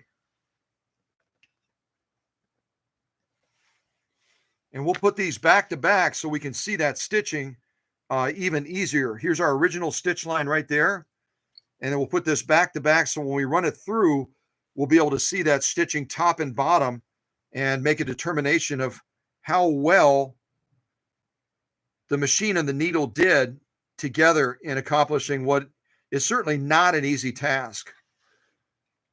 And in fairness, again, to the Hello Hobby people or Walmart, these needles are only a size 80, which means a size 12.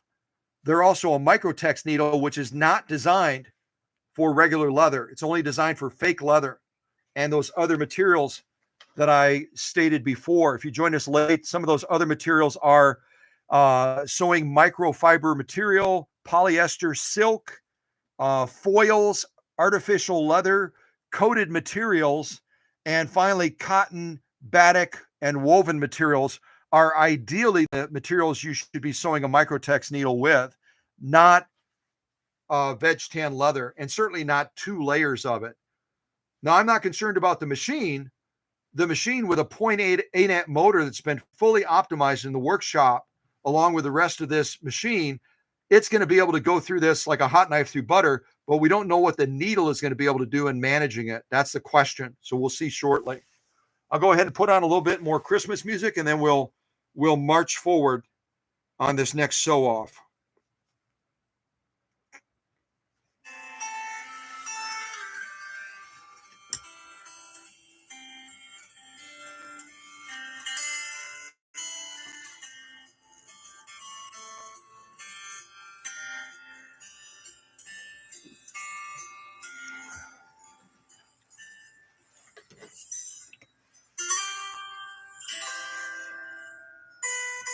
All right, here we go.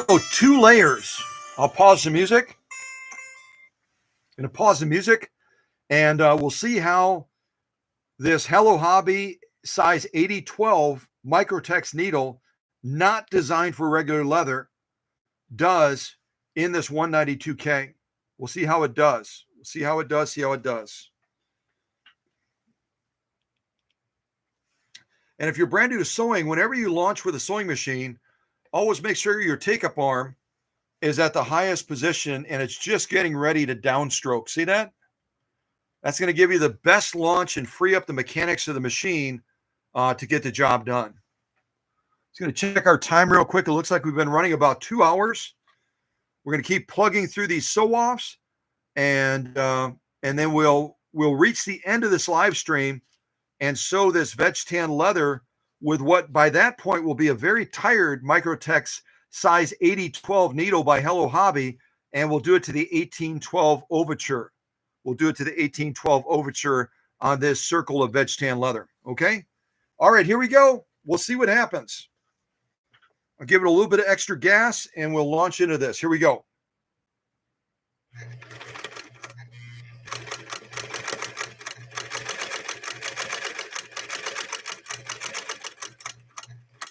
Like I said, I'm feathering the foot controller up and down a little bit because I wanted to show that you don't have to go pedal to the metal with this to get it done. The only other thing I could have done before we did this is I could have bumped up that presser foot pressure up even a little bit higher to accommodate the thick layers of leather that we're doing here. Again, we probably have about 8 to 10 ounces of leather between these 2 layers.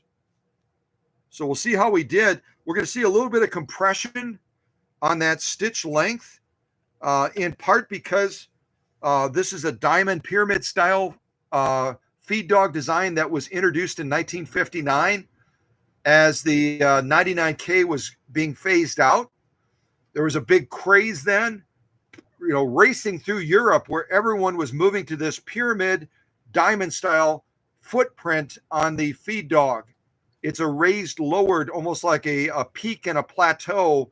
And they thought that it was going to be a great improvement. On larger machines, it sometimes can help you, but the range of motion on those feed dogs, because of the size of the machine and the opening of the throat plate, and the opening of the feed dog plate opening as well, allows those feed dogs to go in a little bit wider range of motion. We're a little bit more restricted with this, and they don't perform, in my opinion, quite as well as the original feed dogs that were on the 99K. They should have left well enough alone and left those original feed dogs on the Spartan that was introduced in 1959, but they didn't. So let's see here real quick.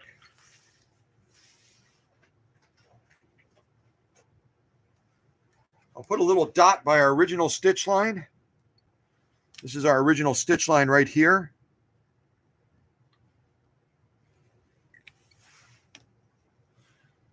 And the lower row is going to be our second sew off that we just did through 2 layers using this Microtex needle. So let's see what we see. The top row again with the black dot is the first row that we did. The bottom row is the second row we did through 2 layers of veg tan leather. And you can look at the compression of the stitches. That's expected because of the feed factor. And also the fact that we're using quite a bit smaller needle. We're using quite a bit smaller needle than we typically do.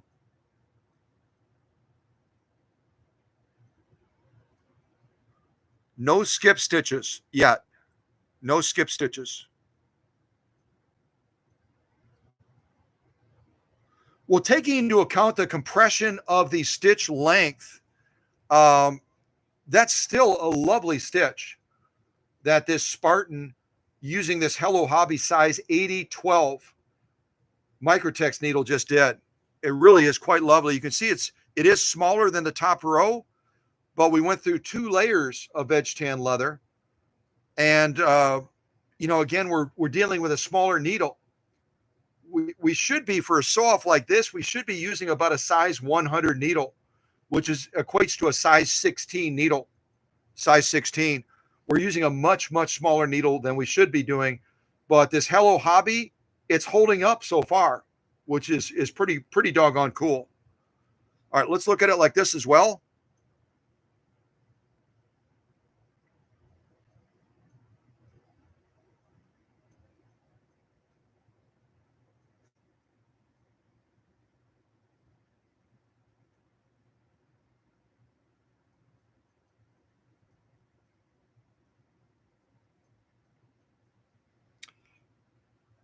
That's a really good job. I have to give credit and say that that's going to be, other than the slight compression, which is expected, that's a page 34, if not a page 34 plus stitch, laid down by this Spartan using this Hello Hobby 8012 needle.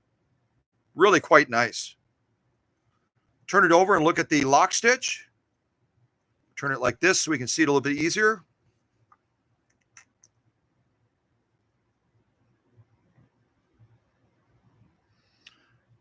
And it almost appears that because we're pulling this Gutermann thread, we're pulling this Gutermann 100% polyester thread through a smaller hole than we should be pulling it through these layers of leather. It's actually causing a degradation of that thread just a little bit. If you look at it, it's actually fraying a little bit. And that tells us as well that we're using a needle that's too small for the sewing application we're doing right now. We should be using a size 90 or 100. Oops, I moved it up too far. Sorry about that.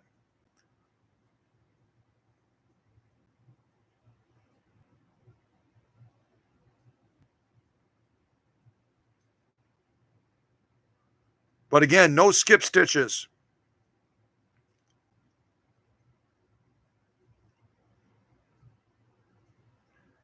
Some really good looking stitching being done by this Microtex needle by Hello Hobby.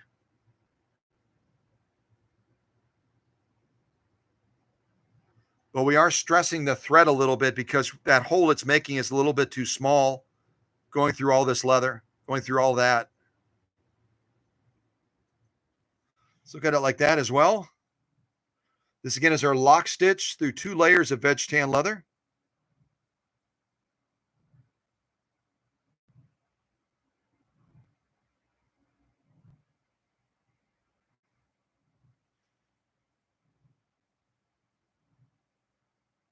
Waiting for the camera to focus.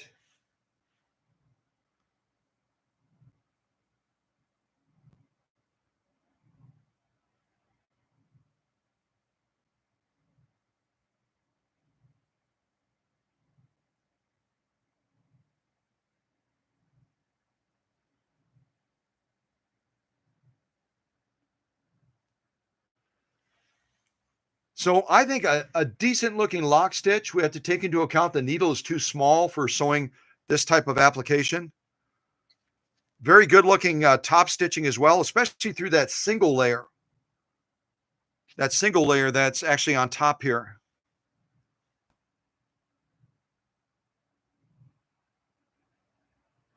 So for me at least, this Microtex needle by Hello Hobby is impressing me so far in what it's accomplishing on these sew-offs that are, they're not easy peasy sew-offs at all. And this needle is holding it together so far.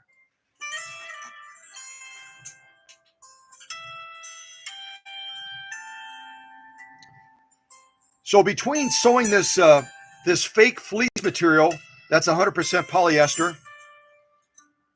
This material here, that's a combination of nylon and polyester. It's used as an upholstery material. The carpeting that we sewed carpeting today. If you missed it, rewind after the live stream. We sewed this carpeting material and got some beautiful stitching. And now this veg tan leather as well. I'm really, really satisfied with how this needle is performing so far, but we're going to keep pushing on it. We're going to keep pushing on this needle and see if it can hold up like a Schmetz needle until the very end of this live stream.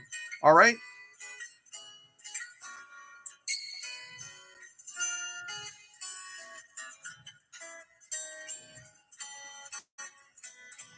I think I'll do this cotton with this quilt batting next. 100% cotton with quilt batting.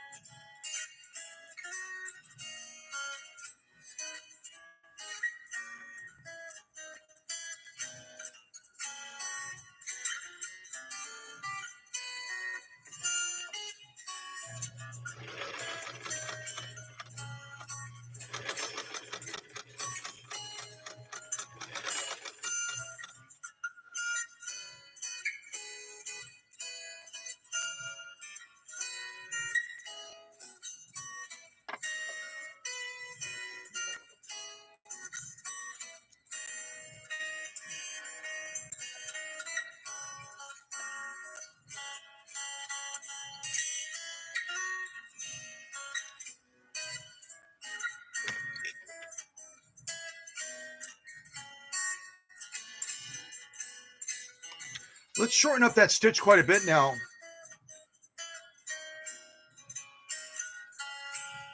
All right, second run. Here we go.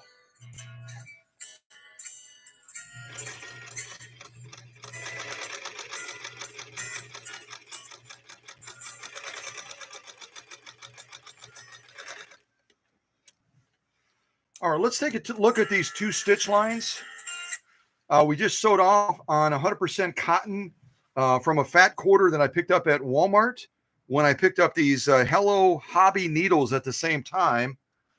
And we did our first stitch line, which again on the Spartan, because of the feed dog change out, you're typically going to be getting a 7 to 8 stitch per inch output of the machine compared to the 99K that was introduced in 1911 and went out of commission just before this one rolled out, where you're going to be getting closer to 6 to 7 stitches per inch. So not quite as tight on the stitch size as the 99K, but it still does a really, really good job. Let's take a look at that. I'm just going to check my lineup here. That should be, yeah, this is our top stitching. Here's our top stitching Again, 2 layers of 100% cotton with a single layer of quilt batting. Let's take a look at this.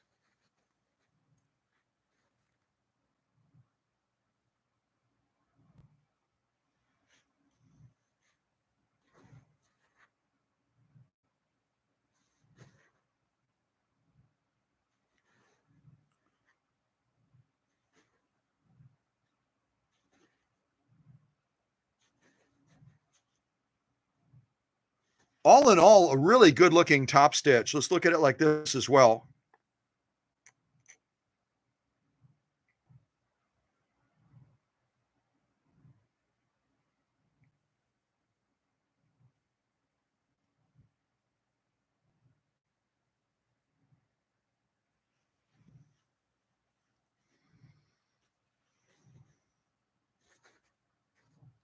Just going to randomly pick a group right here in the middle. So as you're looking at this, again, this Microtex needle has gone through 2 layers of edge tan leather. It's sewn carpeting and a variety of other things, and it's still holding out right now and laying down a high quality top stitch through these 2 layers of cotton and this quilt batting. That's some really good looking stitching. The top row, that's going to be about 8 stitches per inch. The bottom row, that's going to be closer to 10 to 12 stitches per inch. So between the caliber of the 192K getting workshop magic and this needle that we're using today in this live stream, I've got to tip my hat to the folks at Hello Hobby. Wherever they're making these needles, we still don't know. And we don't know who's making the needles, but they're generating so far some beautiful stitching through a wide field of materials. That's our top stitch. Let's turn it around and look at the lock stitch. This is going to be our lock stitching now. 2 layers of cotton and a layer of quilt batting.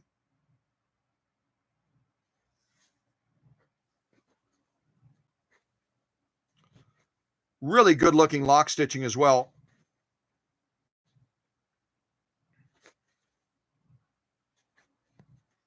And most of you know by now that that Schmetz Needles follows Cow Country on YouTube and on Facebook. Most of you know that Schmetz Needles follows Cow Country on YouTube and on Facebook. I want to send a message to them directly and saying that even though this Microtex needle by Hello Hobby is doing a decent job today, I'm still not convinced that it is of the same caliber as a Schmetz needle. But it's muscling its way through this so far, and it's generating. This is our lock stitching again. It's generating some stitching that I think is brag worthy, and I'm not gonna cover that up just because we're friends with Schmetz Needles and they follow us. I'm still going to say to Schmetz Needles, we love your needles most, but we're giving these needles a second try after they had a major failure the last time we were using their universal needle. Their universal needle was junk. I'm just saying it. The Hello Hobby universal needle, the last time we tested it, it was absolute junk. As a matter of fact, some of you might remember, I took the rest of the pack of the Hello Hobby universal needles and I actually threw them right in the garbage can. During the live stream, I tossed them in the garbage can and actually showed the garbage can. They were in the bottom of the can and I took them out with the trash. That's how bad they were. But the Microtex needle is impressing me a little bit so far. It really is. Nice sew off.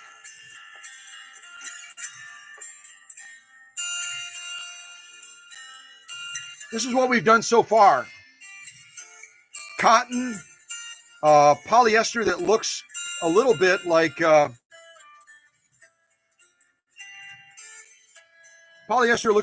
fleece, combination of nylon and polyester, carpet material, and then veg tan leather as well. We're going to move on, and I think I'll move over now to the Amazon packing paper after I just relax my voice for a little bit.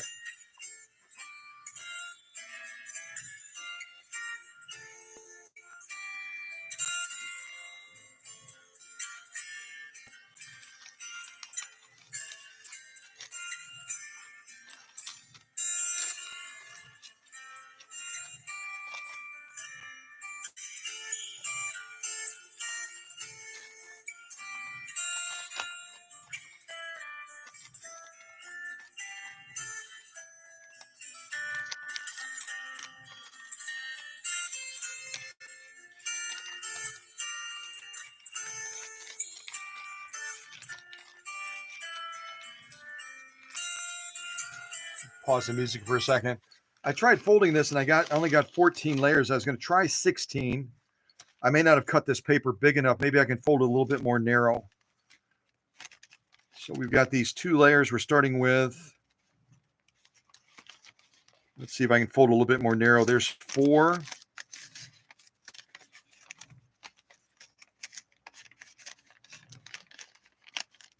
6, 8, 10, 12, 14. I don't think we've done, we've done 14 layers the last time. So now I'm going to fold it one more time to get us up to 16. I hope I did that right.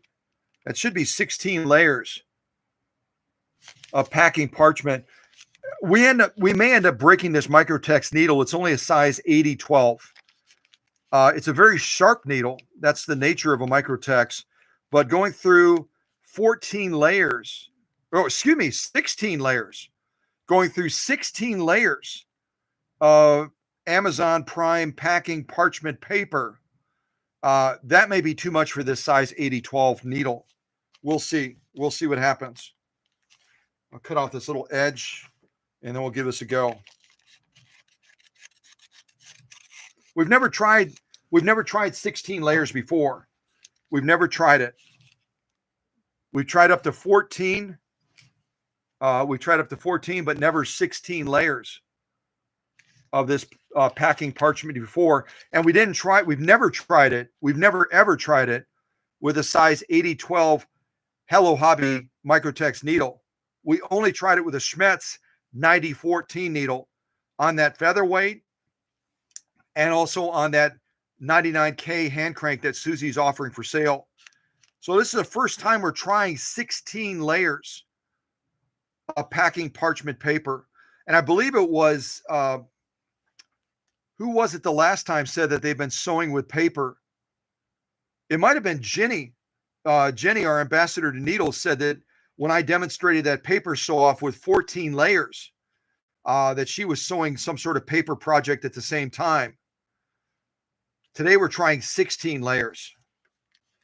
16 layers with a smaller gauge sewing needle made by an entirely different company than Schmetz. Let me actually position it like this so we can see the thickness from the side more easily. I don't know what's going to happen, folks. I have no idea. We may end up breaking this needle or bending it. Wouldn't be surprised. Would not be surprised. The motor's going to be strong enough. The machine is going to be strong enough. But I don't know if we're going to be able to get through this. I don't know if we're going to be able to get through this.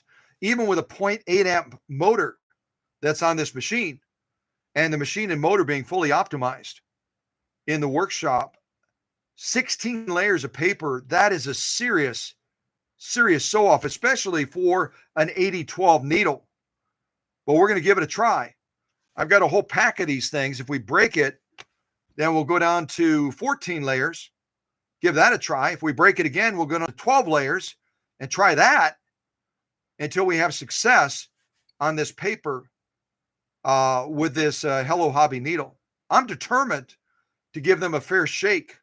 I'm determined to give it a go and see what happens. You go with a longer stitch. Going to bump up the presser foot pressure a little bit on top. And then we're going to give this a go. Again, we don't edit these things. We don't edit the video and then show it to you with all the pomp and circumstance and all the positive stuff without the failures too. You're going to see exactly what you see. And then we'll see what we think as far as this needle being able to hold out. I wish I had a size 90-14 so that I could give it an equal test, but we're going to try it with a smaller needle and see what happens. Okay. 16 layers. 16 layers of Amazon Prime packing parchment paper. If you're in the privacy of your own home or not out in a public space and you want to try to say that a couple times fast, I would love for you to shoot a little video of yourself saying it. and I'll send you something special if you do. Amazon Prime packing paper parchment. Yeah, Amazon Prime packing paper parchment. Peter Piper picked a pack of pepper pickles. Yeah, it's all the same. It's alliteration. We'll see how we do. This ought to be pretty doggone cool. All right, here we go. And I'm not going to give it a hand start either. I'm going to leave my hands right here, and we'll see if we're able to get through this. I don't know what's going to happen. Let's see. Here we go. 16 layers of Amazon Prime packing parchment paper. Here we go.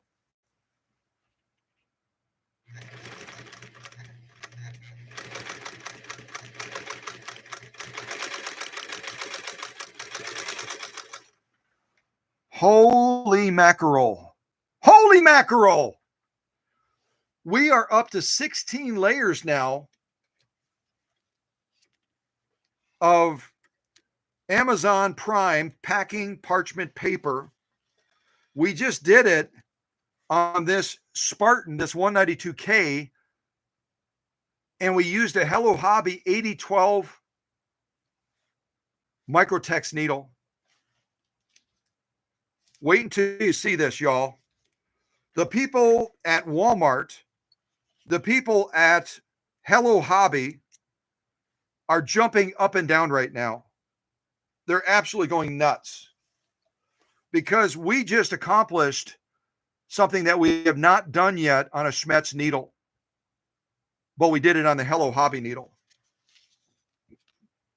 Unbelievable. Let's take a look at this.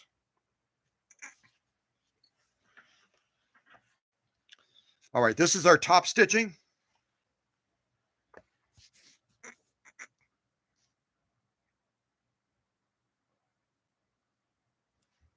Come on, camera. You can do this. Focus on the paper. Focus on the paper. Focus on the paper. Come on, come on.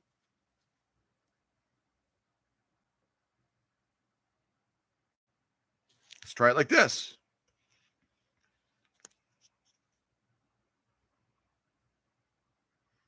There we go. Thank you. So if you're joining us a little bit late, this is 16 layers of Amazon Prime packing parchment paper. We've never done this on any sewing machine with any needle on this channel other than this Spartan sewing with a Hello Hobby size 8012 Microtex needle. Let's take a look at this top to bottom. Wow. Wow. Oh, wow. What? Seriously? Get out of town. What? Are you serious? What?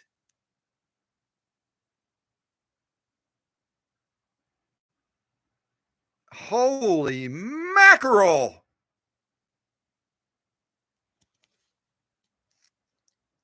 That is some solid page 34 plus stitching through 16 layers of Amazon Prime packing parchment paper.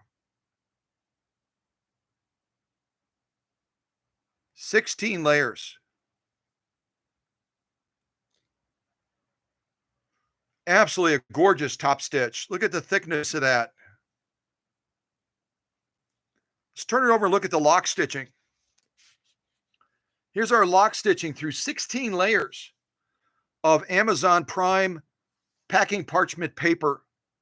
And you can tell right away it's the lock stitch because look at that little tuft with that little 8012 needle busting through this parchment. If you've never sewn paper before, get some paper and sew some paper. Try doing 18 layers of paper. You got to have a really strong machine to get that done and a real strong needle.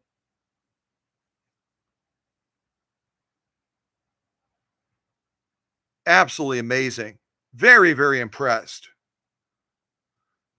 I'm still not a believer yet in the Hello Hobby universal needles, but their Microtex needle, I'll tell you one thing, it's doing its dance today. It's doing its dance. Yes, it is. 16 layers 16 layers of Amazon Prime packing parchment paper. And it's only an 80-12 needle. This is a quilting size needle. 80-12 is the most popular needle among quilters. And we're using a smaller gauge needle to go through all of this paper and laying down a page 34 plus stitch. That is impressive. That is brag-worthy. Unbelievable. Very, very nice. So far, we've done 16 layers of Amazon Prime packing parchment paper. We've done 2 layers of 100% cotton with quilt batting. We've done this material that mimics the look of fleece, but it's actually 100% polyester. We did this red stuff. Where am I? I'm pointing the wrong way. Let me start over. We just did 16 layers of Amazon Prime parchment paper. We just did 2 layers of 100% cotton with quilt batting. We did this fake fleece material that's 100% polyester. Beautiful stitching on that. We did this material that's 55% nylon, recycled nylon, and 45% polyester. And this Spartan with this Hello Hobby needle did a bang up job. We did these 2 layers of veg tan leather as well, laying down beautiful stitching on that. We sewed carpeting. We sewed outdoor carpeting and laid down beautiful stitching on the outdoor carpeting as well.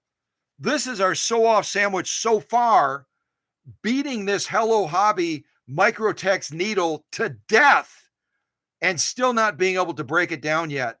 Not being able to break it, not being able to bend it, not being able to wear it out.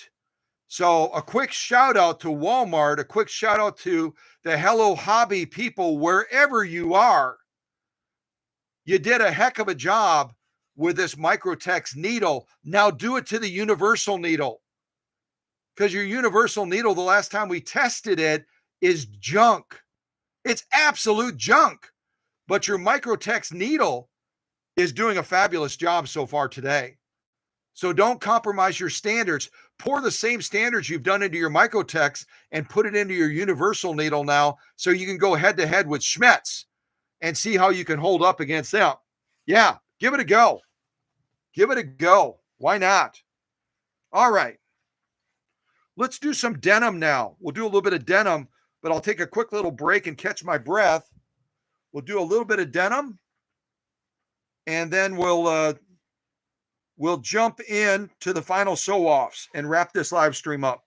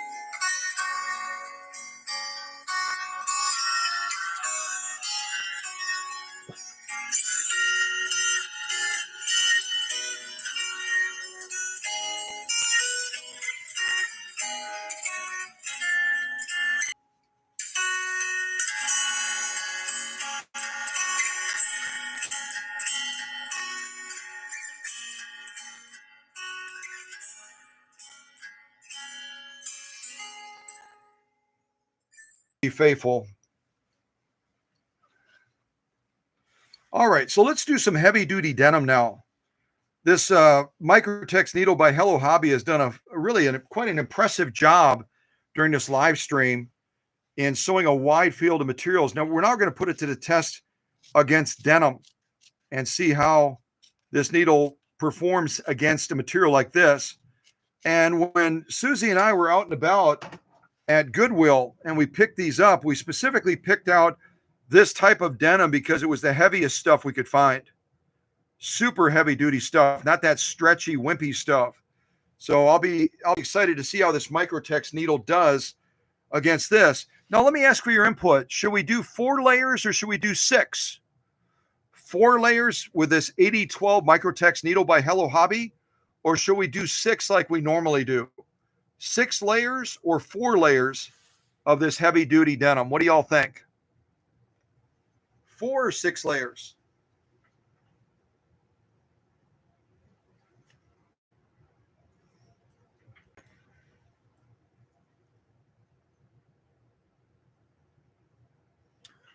And our ambassador to needles is saying, let's do 6.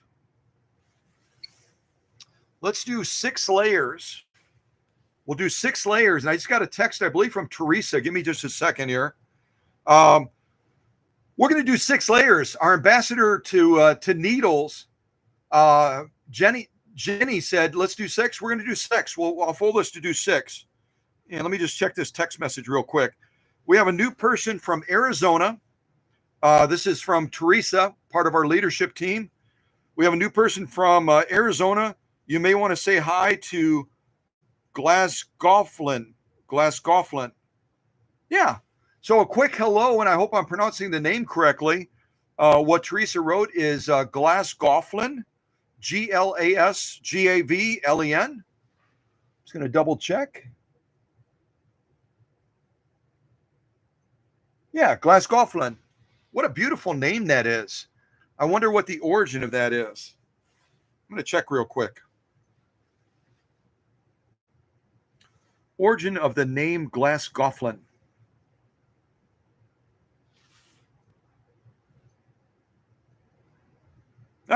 It came up with Glasgow. It doesn't know what to do with that. We can ask our friend from Arizona what the roots of that name are. What a beautiful name, Glasgawflin.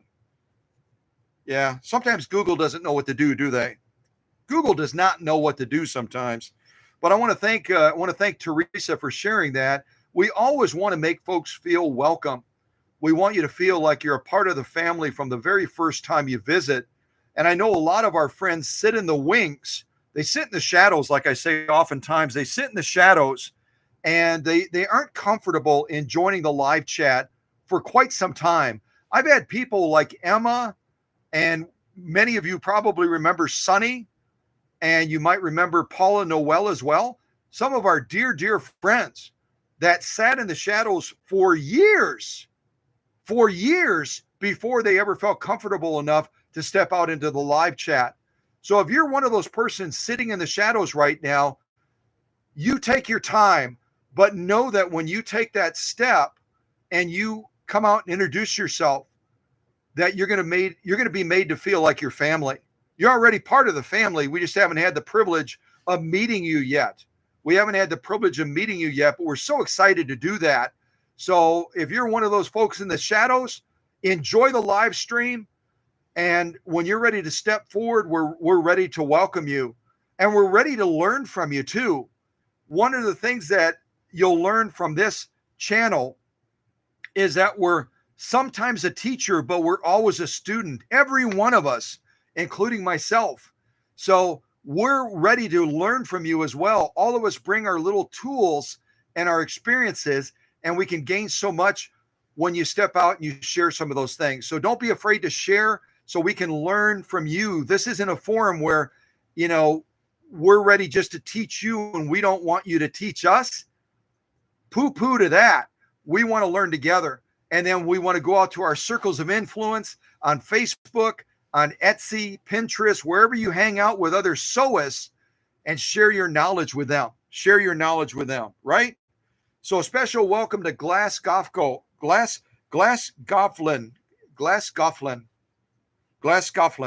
I'll get it right. I can say Amazon Prime packing paper or something like that. I can't even say that now. I'm getting fried. But a special welcome to our friend from Arizona. A special welcome to our friend from Arizona. Oh, don't you love it when my tongue starts to trip over itself? What a hoot. Oh, all right. Let's do 6 layers of this. And then we'll see how this Microtex needle does. So I'm folding it like this. We're up to 4. And we're going to fold it one more time and get us up to 6 layers. That's what 6 layers of heavy duty denim looks like. 6 layers of heavy duty denim.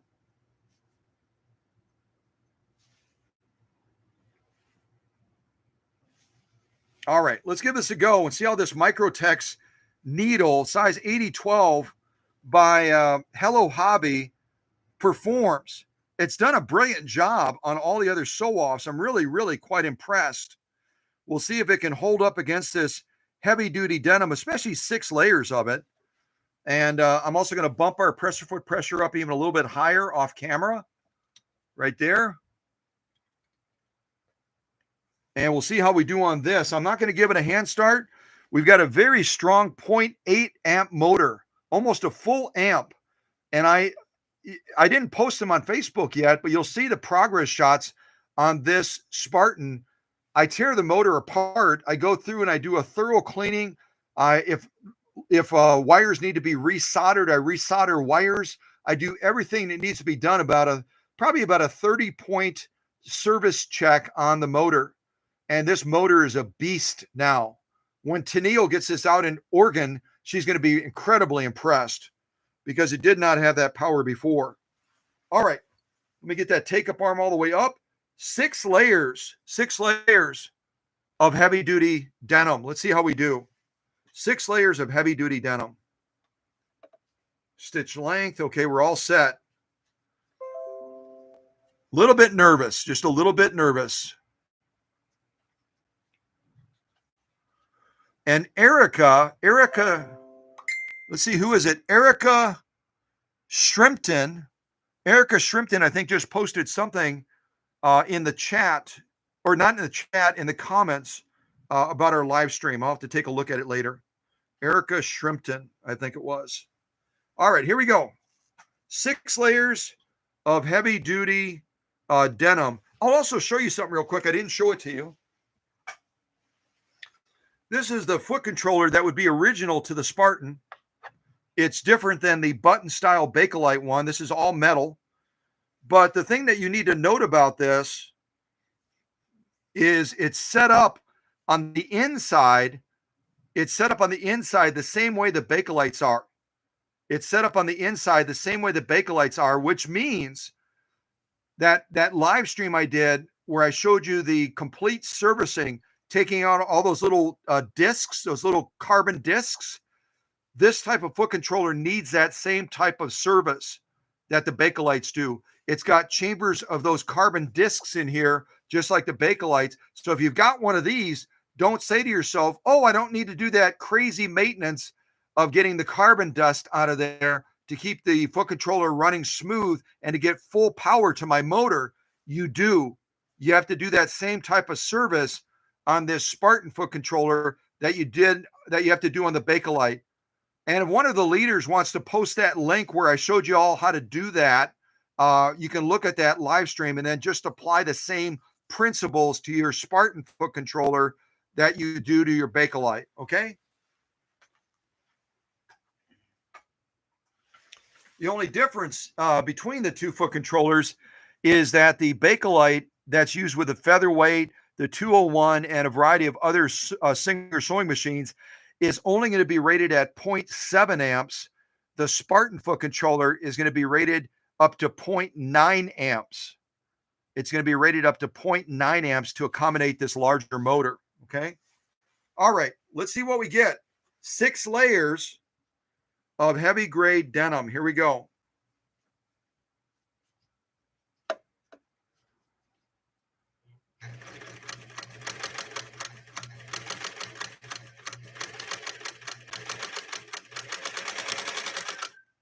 Give it a little bit more gas at the end. A little bit more gas at the end. Ah, ha, ha, ha. We've got a little bit of an anomaly. We'll have to sew this a second time, but we might have, with all the beating up that we've done, on this Microtex needle by Hello Hobby, we may have gotten a little burr on it. All of you know what I'm talking about, where you can run your nail along that needle and you can feel that you've actually got a little barb on it, a little rough spot, because it looks like we skipped a stitch right there. I'll show it to you. We'll try sewing it again and see if we're able to overcome it without changing the needle. But if we have to change the needle, we will. We'll change the needle if we have to. And again, if we change the needle, we're going to put the flat side of the needle to the right. And that tells us right away that the scarf is on the same side as the flat side of your needle, if you didn't know that. The flat side and the scarf are on the same side, which means as our oscillating hook is working, it's grabbing the thread on the right side of the needle where that scarf is, okay? But we did skip a stitch on these 6 layers of heavy grade denim. And it might simply be that we beat this needle up too much and we've used it for a variety of things that we're not supposed to be using it for. That probably would be the way the Hello Hobby people would defend themselves. But we'll see if we can sew it one more time and get through it successfully. But that's a lot of denim, folks, right there. That's a lot of denim, 6 layers of heavy grade denim. And you'll see the skip stitch right about in the middle. We'll go across and take a look at them.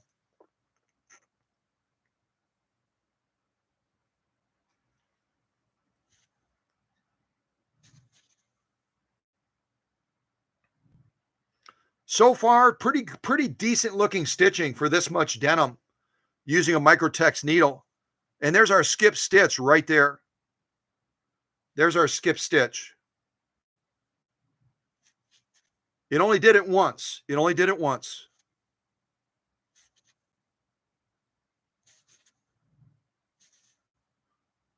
Look at it like this too. Some good looking stitching, some really good looking stitching with this Spartan using this Hello Hobby 8012 Microtex needle, but we may have pushed it a little bit too far. I think we got that breaking point now. There's that skip stitch right there.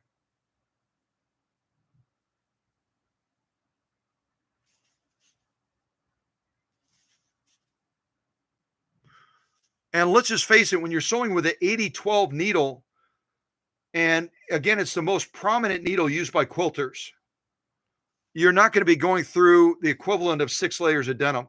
You're just not. So I think we may have pushed it a little bit too far. Let's turn it over. There's our thickness right there.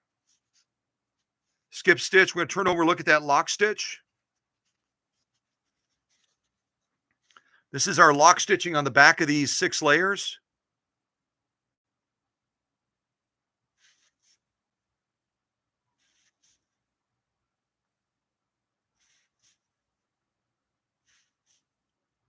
There's that skip stitch right there, right in the middle.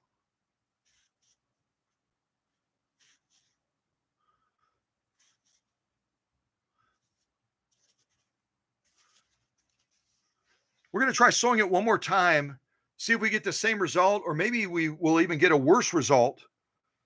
And then I'll let the audience vote if we should try to finish out the live stream with the same needle or whether we should go ahead and change it out. So I'm going to go and position it like this. I've got it orientated the same way we did the last time. Get that presser foot down, and we'll see if we can do a stitch line with no skip stitching. If we get down the entire line and there's no skip stitching, we'll probably run with this needle. I'll tell you what, I'm going to leave the decision. I'm going to leave the, excuse me. I'm going to leave the decision of whether we change the needle out or not to Jenny, our ambassador to needles. After I stitch this line, I'll let Jenny, since she's our ambassador to needles, I'll let her decide whether we stick with this needle to the end or whether we change it out. Because I've got plenty of these Microtex needles. We can throw another one in.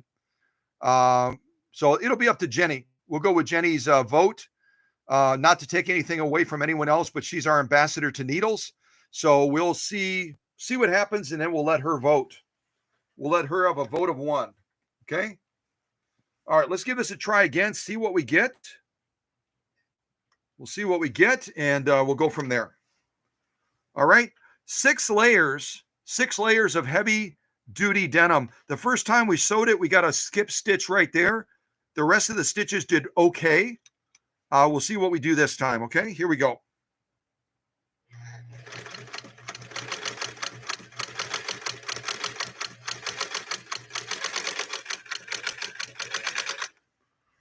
I kind of slowed it down a little bit too.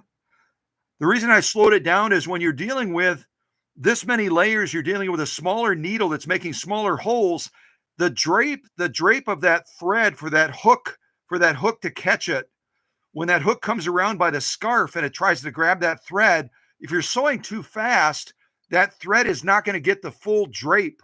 In other words, it's not going to drape down far enough that that hook is able to grab it. So I intentionally tried to slow our sewing down a little bit more this time to give that hook a little bit more time, considering that this needle hole is quite a bit smaller than what we're usually generating by a 90-14. And that may have helped us, but I'm still going to leave the decision to Jenny. It looks like we didn't skip any stitches this time, but she may decide to tell us to go ahead and change it out, and I'll go ahead and do that.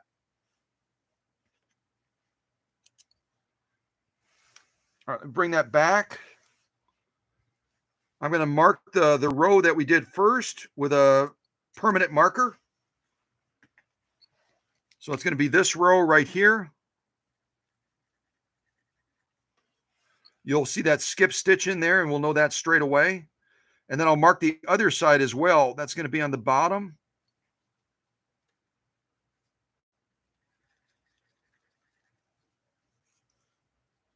Did I do that right? I hope I did that right. Yeah, I did that right. Good.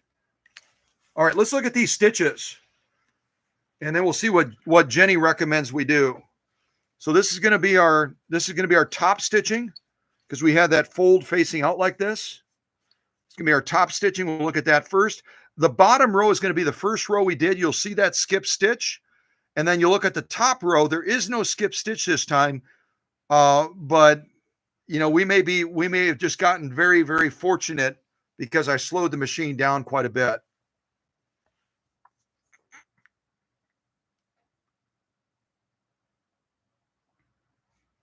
There we go. So you see our little black mark there. That's our bottom row. That's our first stitch line. Let's go across real slow.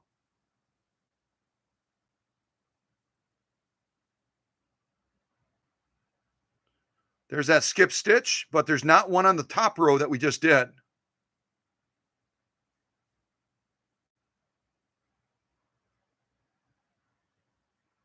So again, top row is the second one we just did. No skip stitch. Bottom row first sew off. Skip stitch is right about in the center of the screen right there on the bottom row.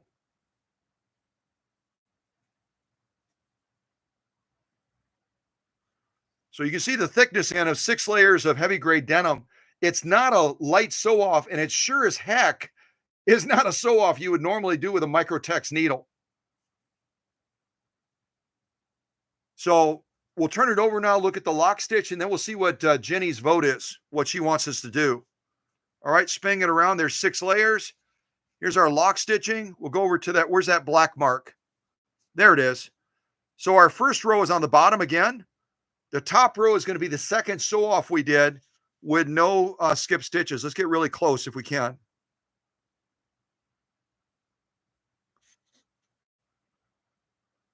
So look at that top row. That's going to be our second sew off.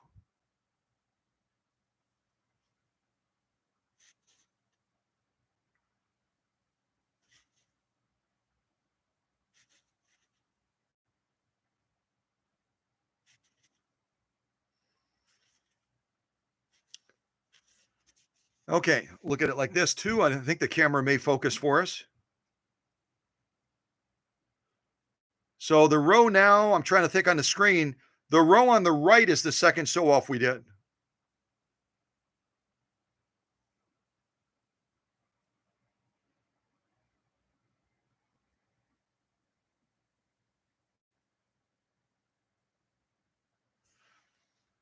So 6 layers of heavy grade denim. The first time we sewed it, we got to skip stitch. The second time I slowed the machine way down, we were able to go through these 6 layers without a skip stitch.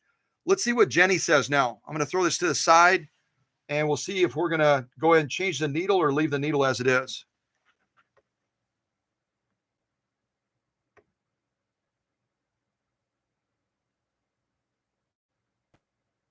Let's show the comparison when a new needle of the same brand is used. So I think if I'm understanding Jenny correctly, we're going to go ahead and change the needle out. We'll go ahead and change the needle out.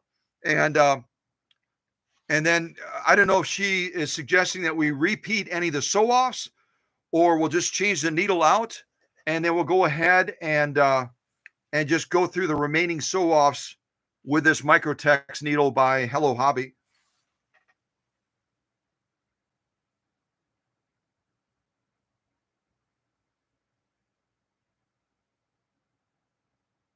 Yeah, they are. I agree with Teresa. They are pretty nice stitches.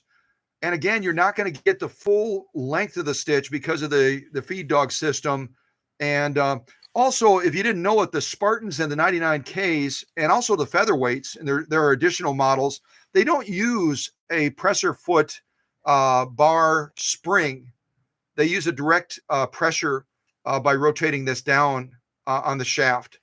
So you don't have the benefit of that added spring pressure going down. So your range on a setup like this without that presser foot spring in there is going to be a little bit less than a machine that has that spring in there. All right, so I'm going to change the needle out. You change the needle out, and then we'll march forward with our remaining sew-offs.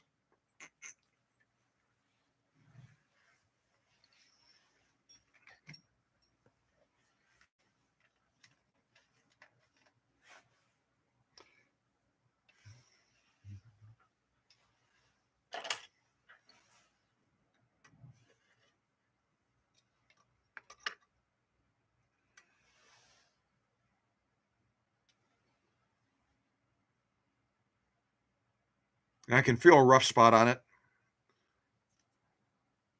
All right, I'm going to throw this one away. We'll put in a brand new needle.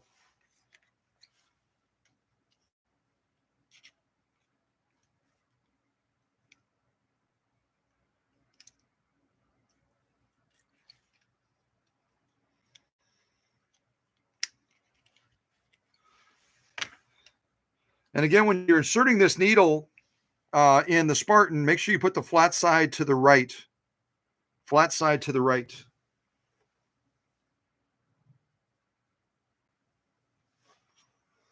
Use my little light so I can make sure that I've got that, make sure I have that scarf and that flat side orientated really, really well to the side.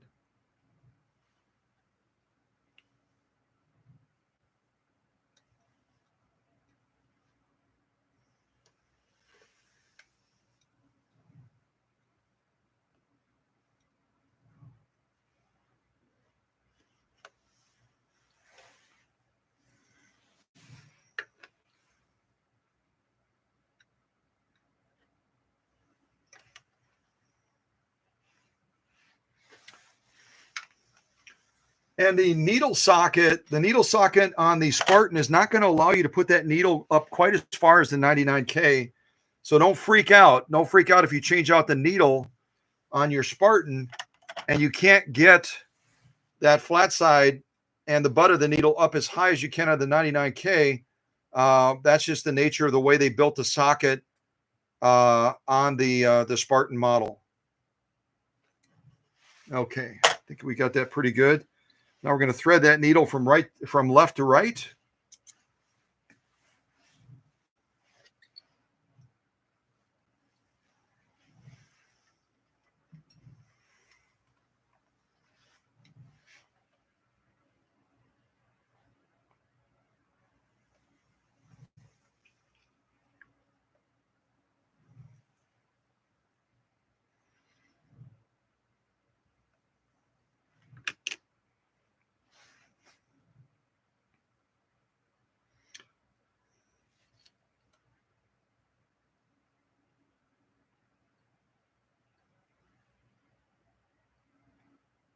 I don't know if it's the humidity or otherwise, but this thread is curling a little bit, so it's making my task a little bit more difficult.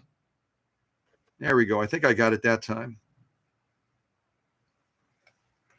And don't miss this extra little thread guide right here, just above the needle. There's an extra little thread guide right there.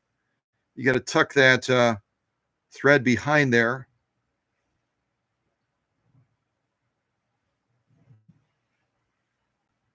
There we go.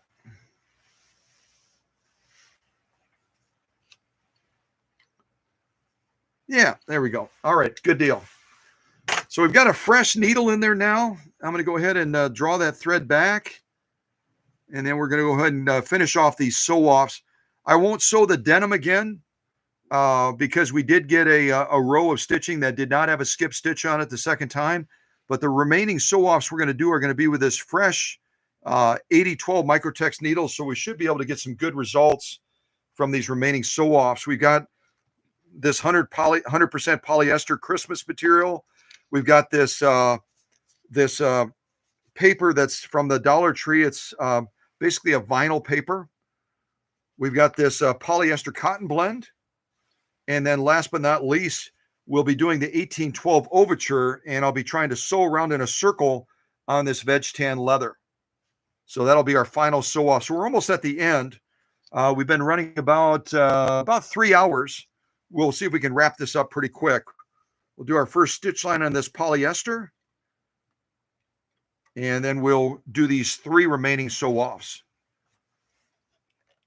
And I want to thank everybody for making time today on a busy Saturday, especially only a couple weeks out from Christmas, with the holidays approaching. All the new folks, I want to give you a special welcome. I know that the leadership team and others have made you feel welcome, but I want you to know that it's really important to us that you're here.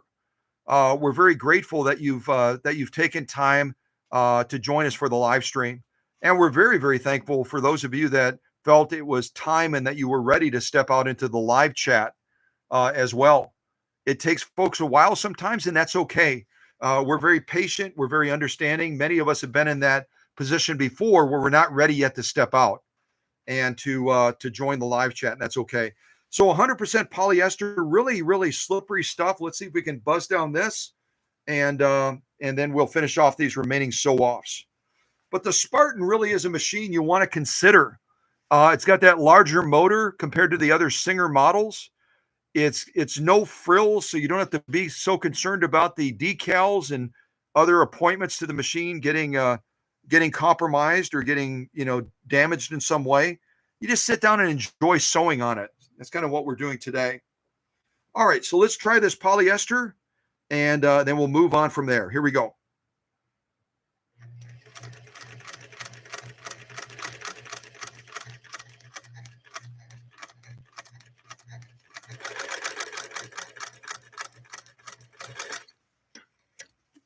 Okay.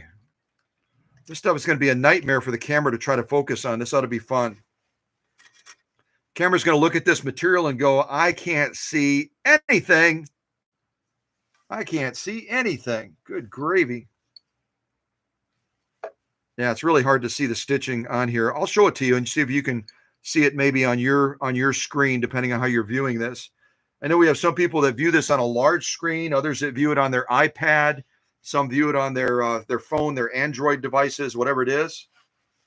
So, okay, how did I have that? I had it like that. So this is our top stitching. Going to be kind of tough to see it. Kind of tough to see this stuff. Give it our best. I did all that bantering about you're not going to be able to see a thing, but holy macro, you can actually see it pretty well. That's pretty cool. All right, let me do it like this then. We're going to get really bold. And this is a tricky material. It's 100% polyester, but it's slicker than snot. It's really slick stuff. Really, really hard to get some decent feed on it, but it looks like we got some very good feed. Some very, very good feed on this material.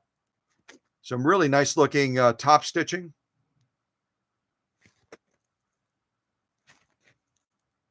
Yeah, it looks nice. Very, very nice. I don't know if it's going to let us do it this way or not, but maybe.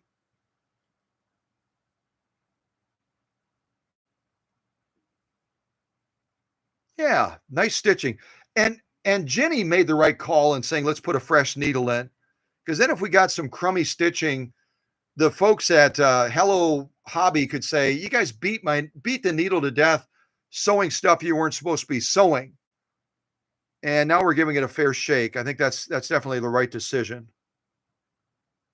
Yeah, some really nice looking stitching on this top stitching. I'm going to turn it over now. Look at that lock stitching. See how we did there?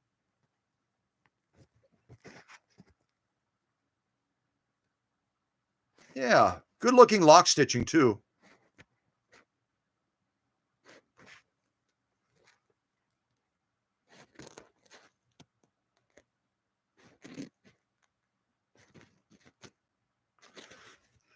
So a tricky sew off for this Spartan using this Hello Hobby Microtex needle, but the Microtex really is a beautiful needle to use on a material like this.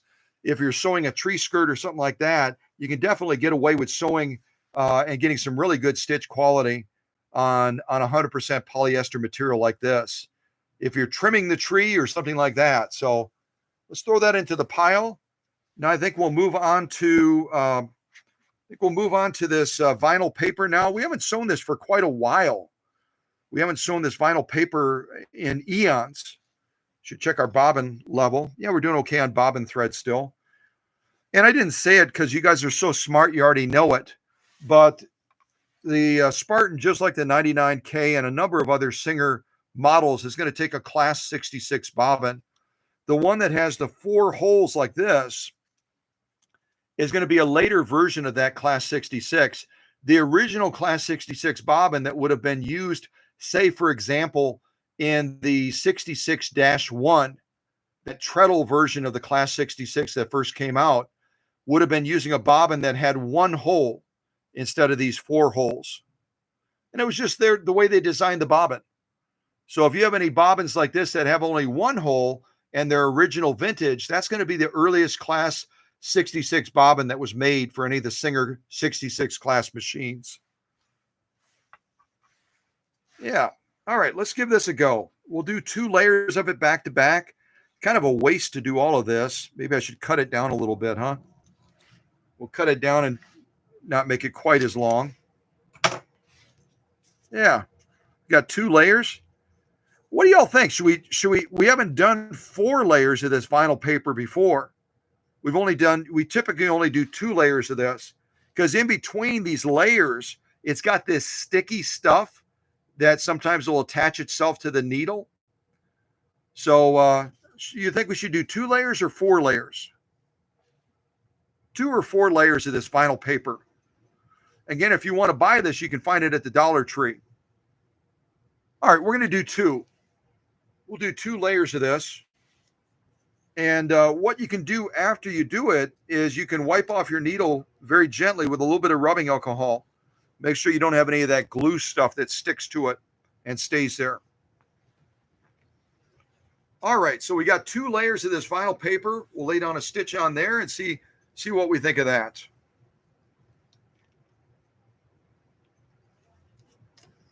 Back off our presser foot pressure just a little bit. All right, here we go.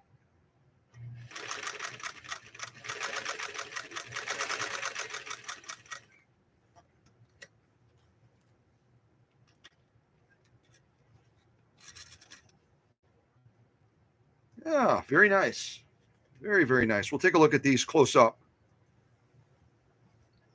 And if you sew some of this vinyl paper, again, you can buy it in a roll of, I think it's 12 inches at the Dollar Tree, and there may be other places selling it as well.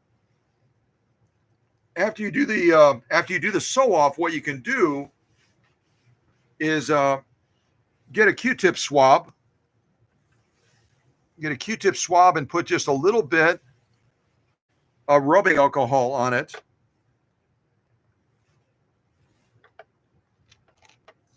Move that right there.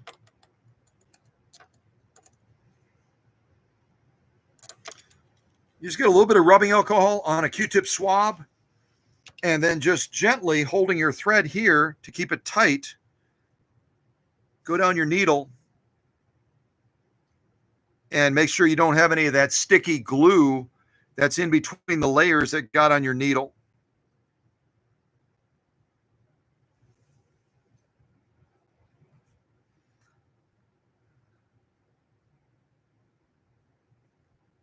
When you get down near the bottom of the needle, you can drop your presser foot and only go one direction at the bottom. Only go down. You go down so you don't bring it back up and catch that point on the needle. There we go.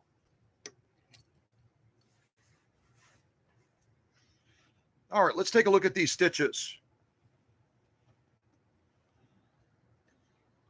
Vinyl paper is a little bit tricky to sew, and it's not just because it has a glue back. It's a little tricky to sew this stuff.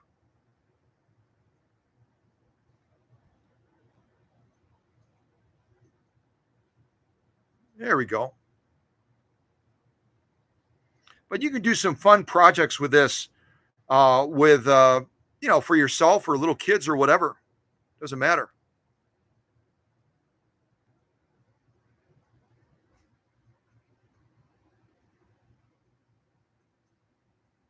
Yeah, some decent looking stitching. Again, vinyl paper is a tricky material to sew with. Let's look at it vertically as well.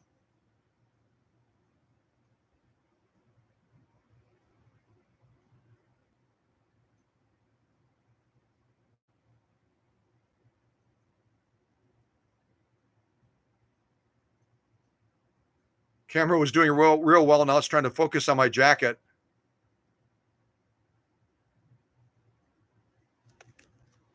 I think it likes it better like that.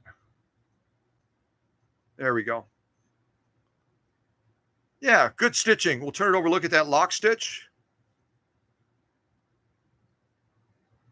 I'm really liking that lock stitch. I don't know about you. I like that. I like the way that lock stitch presents, and you can see the vinyl actually coming through with that little tuft on the end.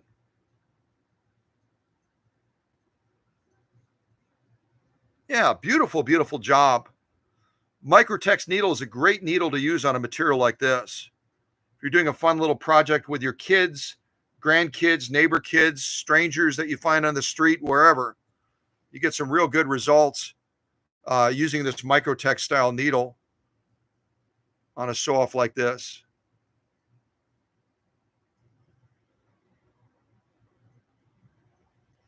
And the camera's saying, I've looked at this vinyl paper long enough. I don't want to look at that vinyl paper anymore. I'm going to go out of focus. Yeah, so some really good results on these 2 layers of vinyl paper, top stitch and the lock stitch. And if you join us a little bit late, I'll just show you the sew-offs we've done so far because we're down to 2 sew-offs now. We're almost at the finish line. We did, I believe, 16 layers. Here, wrong way. We did 16 layers of Amazon Prime packing paper on this live stream. We did 2 layers of 100% cotton with quilt batting. We did this stuff that mimics the look of a fleece, this gray stuff. It's a fleece type material, but it's actually made out of 100% polyester. We sewed this red material, which is a mix of nylon and also polyester.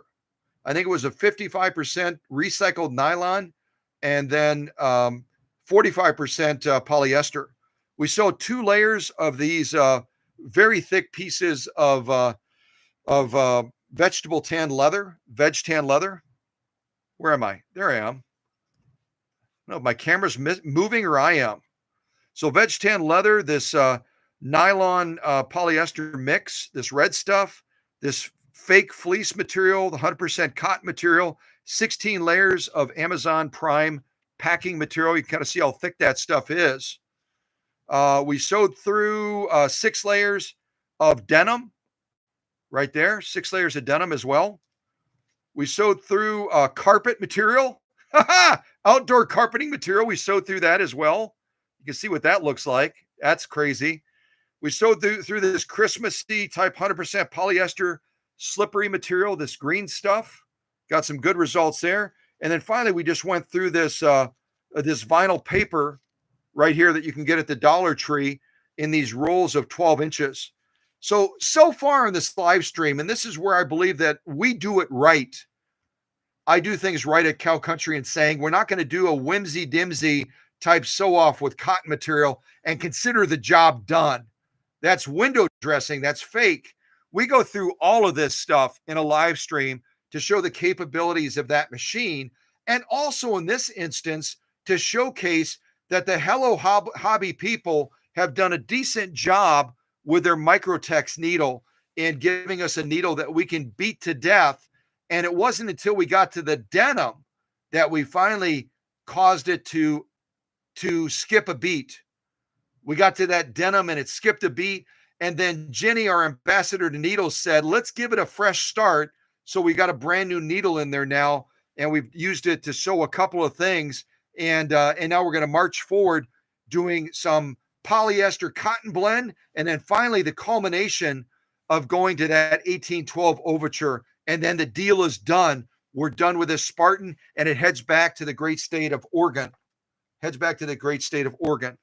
So let's do some of this polyester stuff now. It's polyester cotton blend. Susie took this off of a quilting square for me. Matter of fact, I think I have the quilting square. I can show you somewhere. Yeah, there it is. I got it.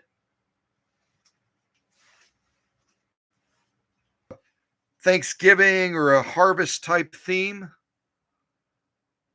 And I couldn't do much with this unless I changed the color of the thread, but I could cut these edges off. And so that's what I did. I cut these edges off, and that's what we're going to be sewing with this polyester cotton blend. Okay? Yeah. Oh, and I'll just show you again, if you're wondering about that vinyl paper, this is what it looks like in the Dollar Tree. It comes in these little tubes, and they have every color you can imagine. So if you check out your Dollar Tree, wherever you're located, unless you're outside of the country, but you probably can buy this stuff online through the Dollar Tree as well, maybe. You can pick up a roll of this. I think it's 12 inches. You can do a lot of fun projects, just kind of getting young people excited about trying out sewing machines. You know what I mean? It's kind of a fun thing to do it on. Hang it up on the wall. It's kind of their trophy that they did something really cool. All right. So let's go through this. We got 2 layers. I think I'll do 4 layers of this, or 6 layers or something like that. Let's see. You got 2 layers. There's 4.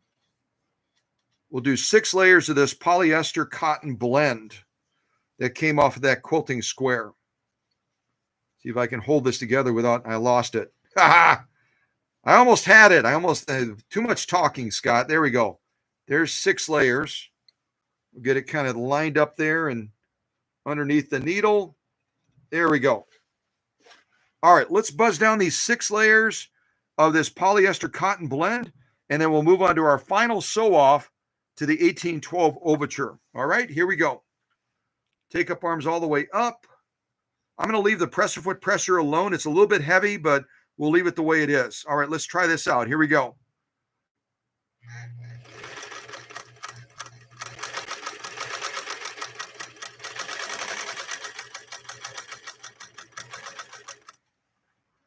All right, so 6 layers of polyester cotton blend. Go ahead and pull this out, and we'll take a look at these stitches. And we have only 1 sew off left, only 1 sew off.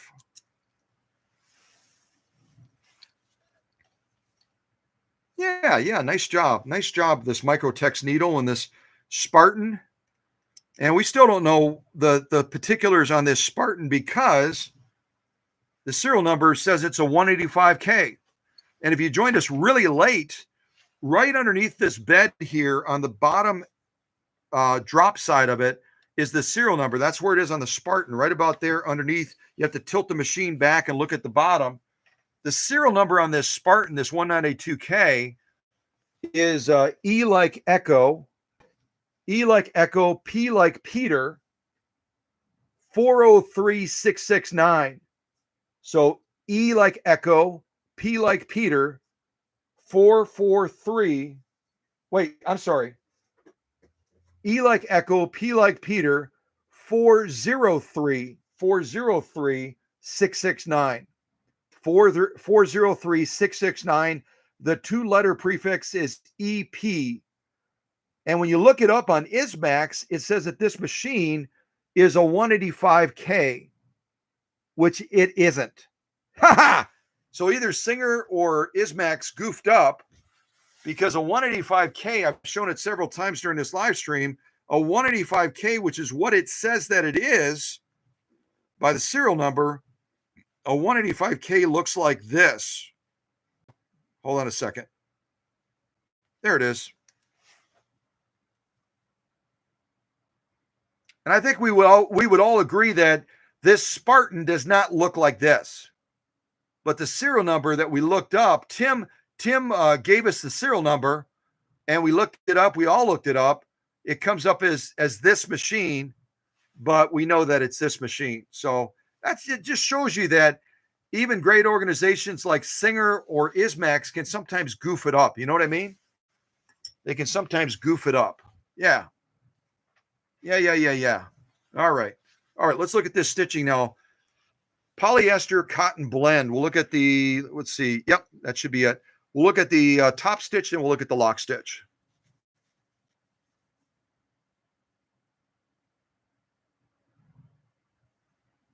Here's our top stitch. Folks, that is a page 34 plus stitch so far. What do we do? 6 layers? 6 layers of polyester cotton blend. Let's see if the camera likes it like that better now. 6 layers of cotton polyester blend. And this Spartan with this Hello Hobby Microtex 8012 needle has laid down some beautiful, beautiful stitching. Beautiful stitching.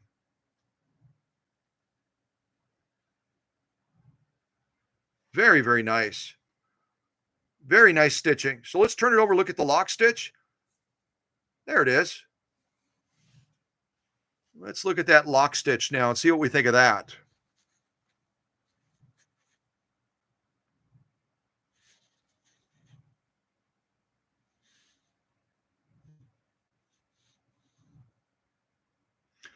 It's also a very, very good looking lock stitch as well. Again, being sewn by Tenielle's Spartan. And we're using that Hello Hobby 8012 Microtex needle. Some good looking stitching, really quite lovely. That's our lock stitch right there. 6 layers of polyester cotton blend. Yeah. Nice job. Very, very nice job. Both the top stitch and also the lock stitch. We're getting a little bit of a shine off of that. There we go. There's our top stitch. Lovely, lovely stitch. Definitely a brag-worthy stitch. Definitely a brag-worthy stitch being sewn by this Spartan. And now we're finally to the finish line, nearly to the finish line. And we're going to do our final sew off. Our final sew off. We'll look at these just one last time. One last time. So you can appreciate what we've done on this live stream. And this is where we do it different. This is where we do it different. We don't do it like the other YouTube channels where they show like a single sew off and they're like, oh, this machine is ready. This machine is ready. No, it's not. You've got to show a wide field of sew offs like this to really know that that machine is ready to get the job done. I'm going to be shipping this, what, about 3,000 miles, almost 3,000 miles out to Oregon to Tenielle, and I don't want her to be disappointed. So that's why we run this machine through the works. We run this Hello Hobby needle to the works, and then we know that this machine is ready to graduate from this workshop, okay? So we start way back when with our, what do we have? 16 layers of this Amazon Prime parchment paper, Amazon Prime packing parchment paper. I got it wrong. Beautiful job on the parchment paper, 16 layers of that. We did 100% cotton with quilt bedding in the middle. Another varied sew off. I'm going to do it over here so I don't catch that needle. We did this weird material, this really weird material that's used for upholstery. That's a combination of nylon, recycled 50 some percent of that, and then polyester. Yeah, weird material, but it's kind of fun, isn't it? We did this fake fleece material. We did these 6 layers of this heavy duty denim material. 2 layers of veg tan leather, beautiful stitching. We sewed carpeting. First time we've ever sewn carpeting on this channel before. Yeah, we sewed carpeting a couple of times. We sewed this Christmassy type 100% polyester material.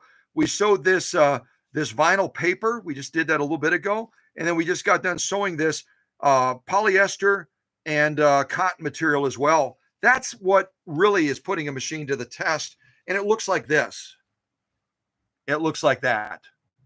Yeah. So now I'm going to find I lost all of it, man. There's a lot of stuff there. Be nice. Stay together. Be friends. Be friends. There we go. So, yeah, I mean, this is cool. This is super cool to be able to run the machine through this pace, like all of this. Very, very nice. All right. So now we're going to look over at the 1812 Overture, which I love doing. It's just a great song, isn't it? I want to get this veg tan leather in place. And we're going to see if we can wrap this live stream up with this final sew off. I got to find the 1812 Overture now. And again, so glad all of you could join today. Looks like right now we got about 400 people that are in the live stream. And I'm so honored to have all of you here. If you're in the shadows, that's okay. But hopefully you'll eventually will join us in the live chat. That would be super cool. Now we have about 400 folks in the live chat. I also want to thank the leadership team for taking care of the family. Each of our leaders has their time and talent that they devote. They don't get paid to do this other than through a cow scarf that'll be heading your way soon. Yeah, cow scarf. And just so glad that all of you could take time on a busy Saturday to do this. So I'm going to look for the 1812 Overture now, and we'll wrap up this live stream. 1812 Overture Instrumental. Yeah, there it is.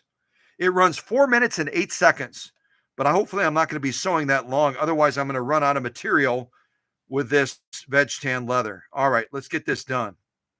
Here we go. It's going to get louder and louder and louder. It's kind of the way it was written. So louder and louder and louder. Move the microphone a little bit closer. Yeah, there we go. There's our microphone. There's our 1812 Overture. There's our microphone. Aha, yeah. Here we go. Let's have some fun. If you're not having fun when you're sewing, then start having fun, doggone it.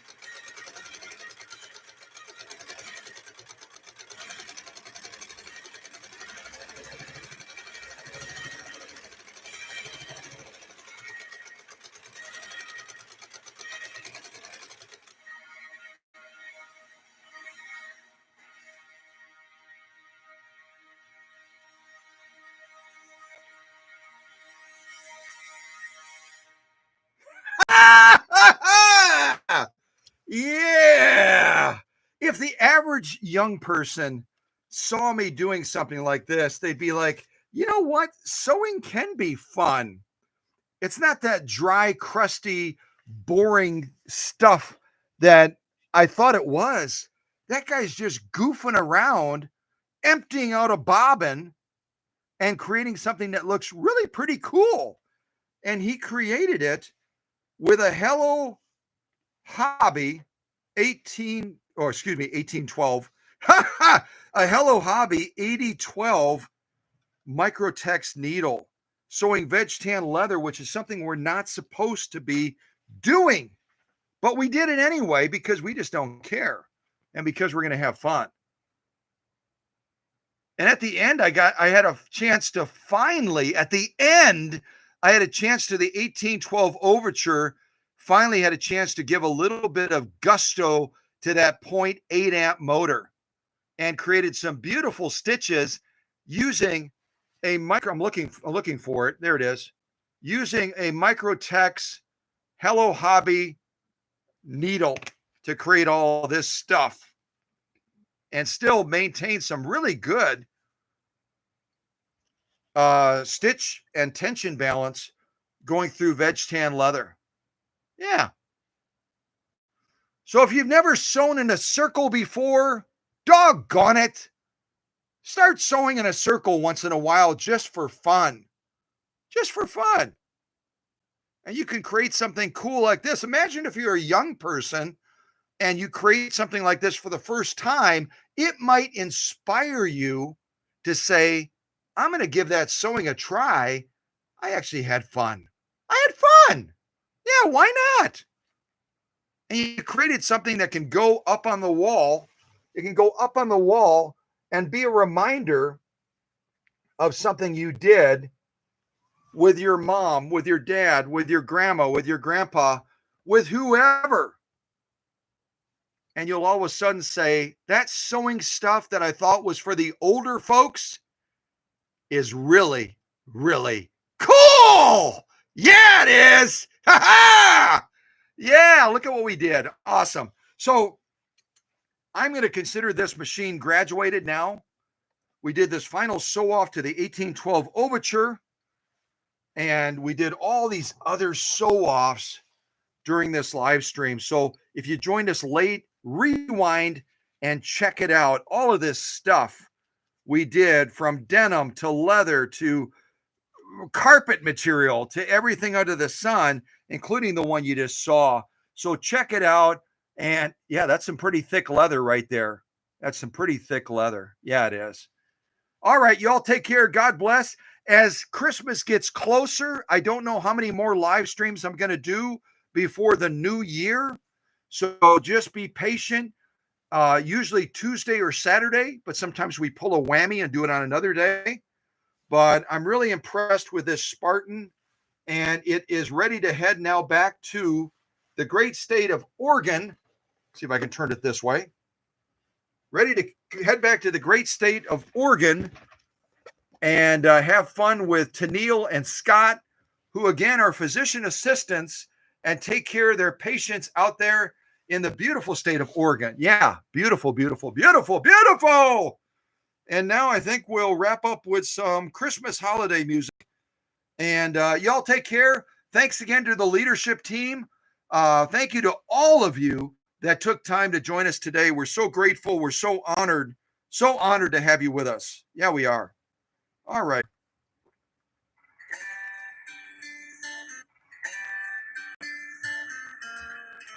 All right, a little bit of Christmas music, and y'all take care. See ya!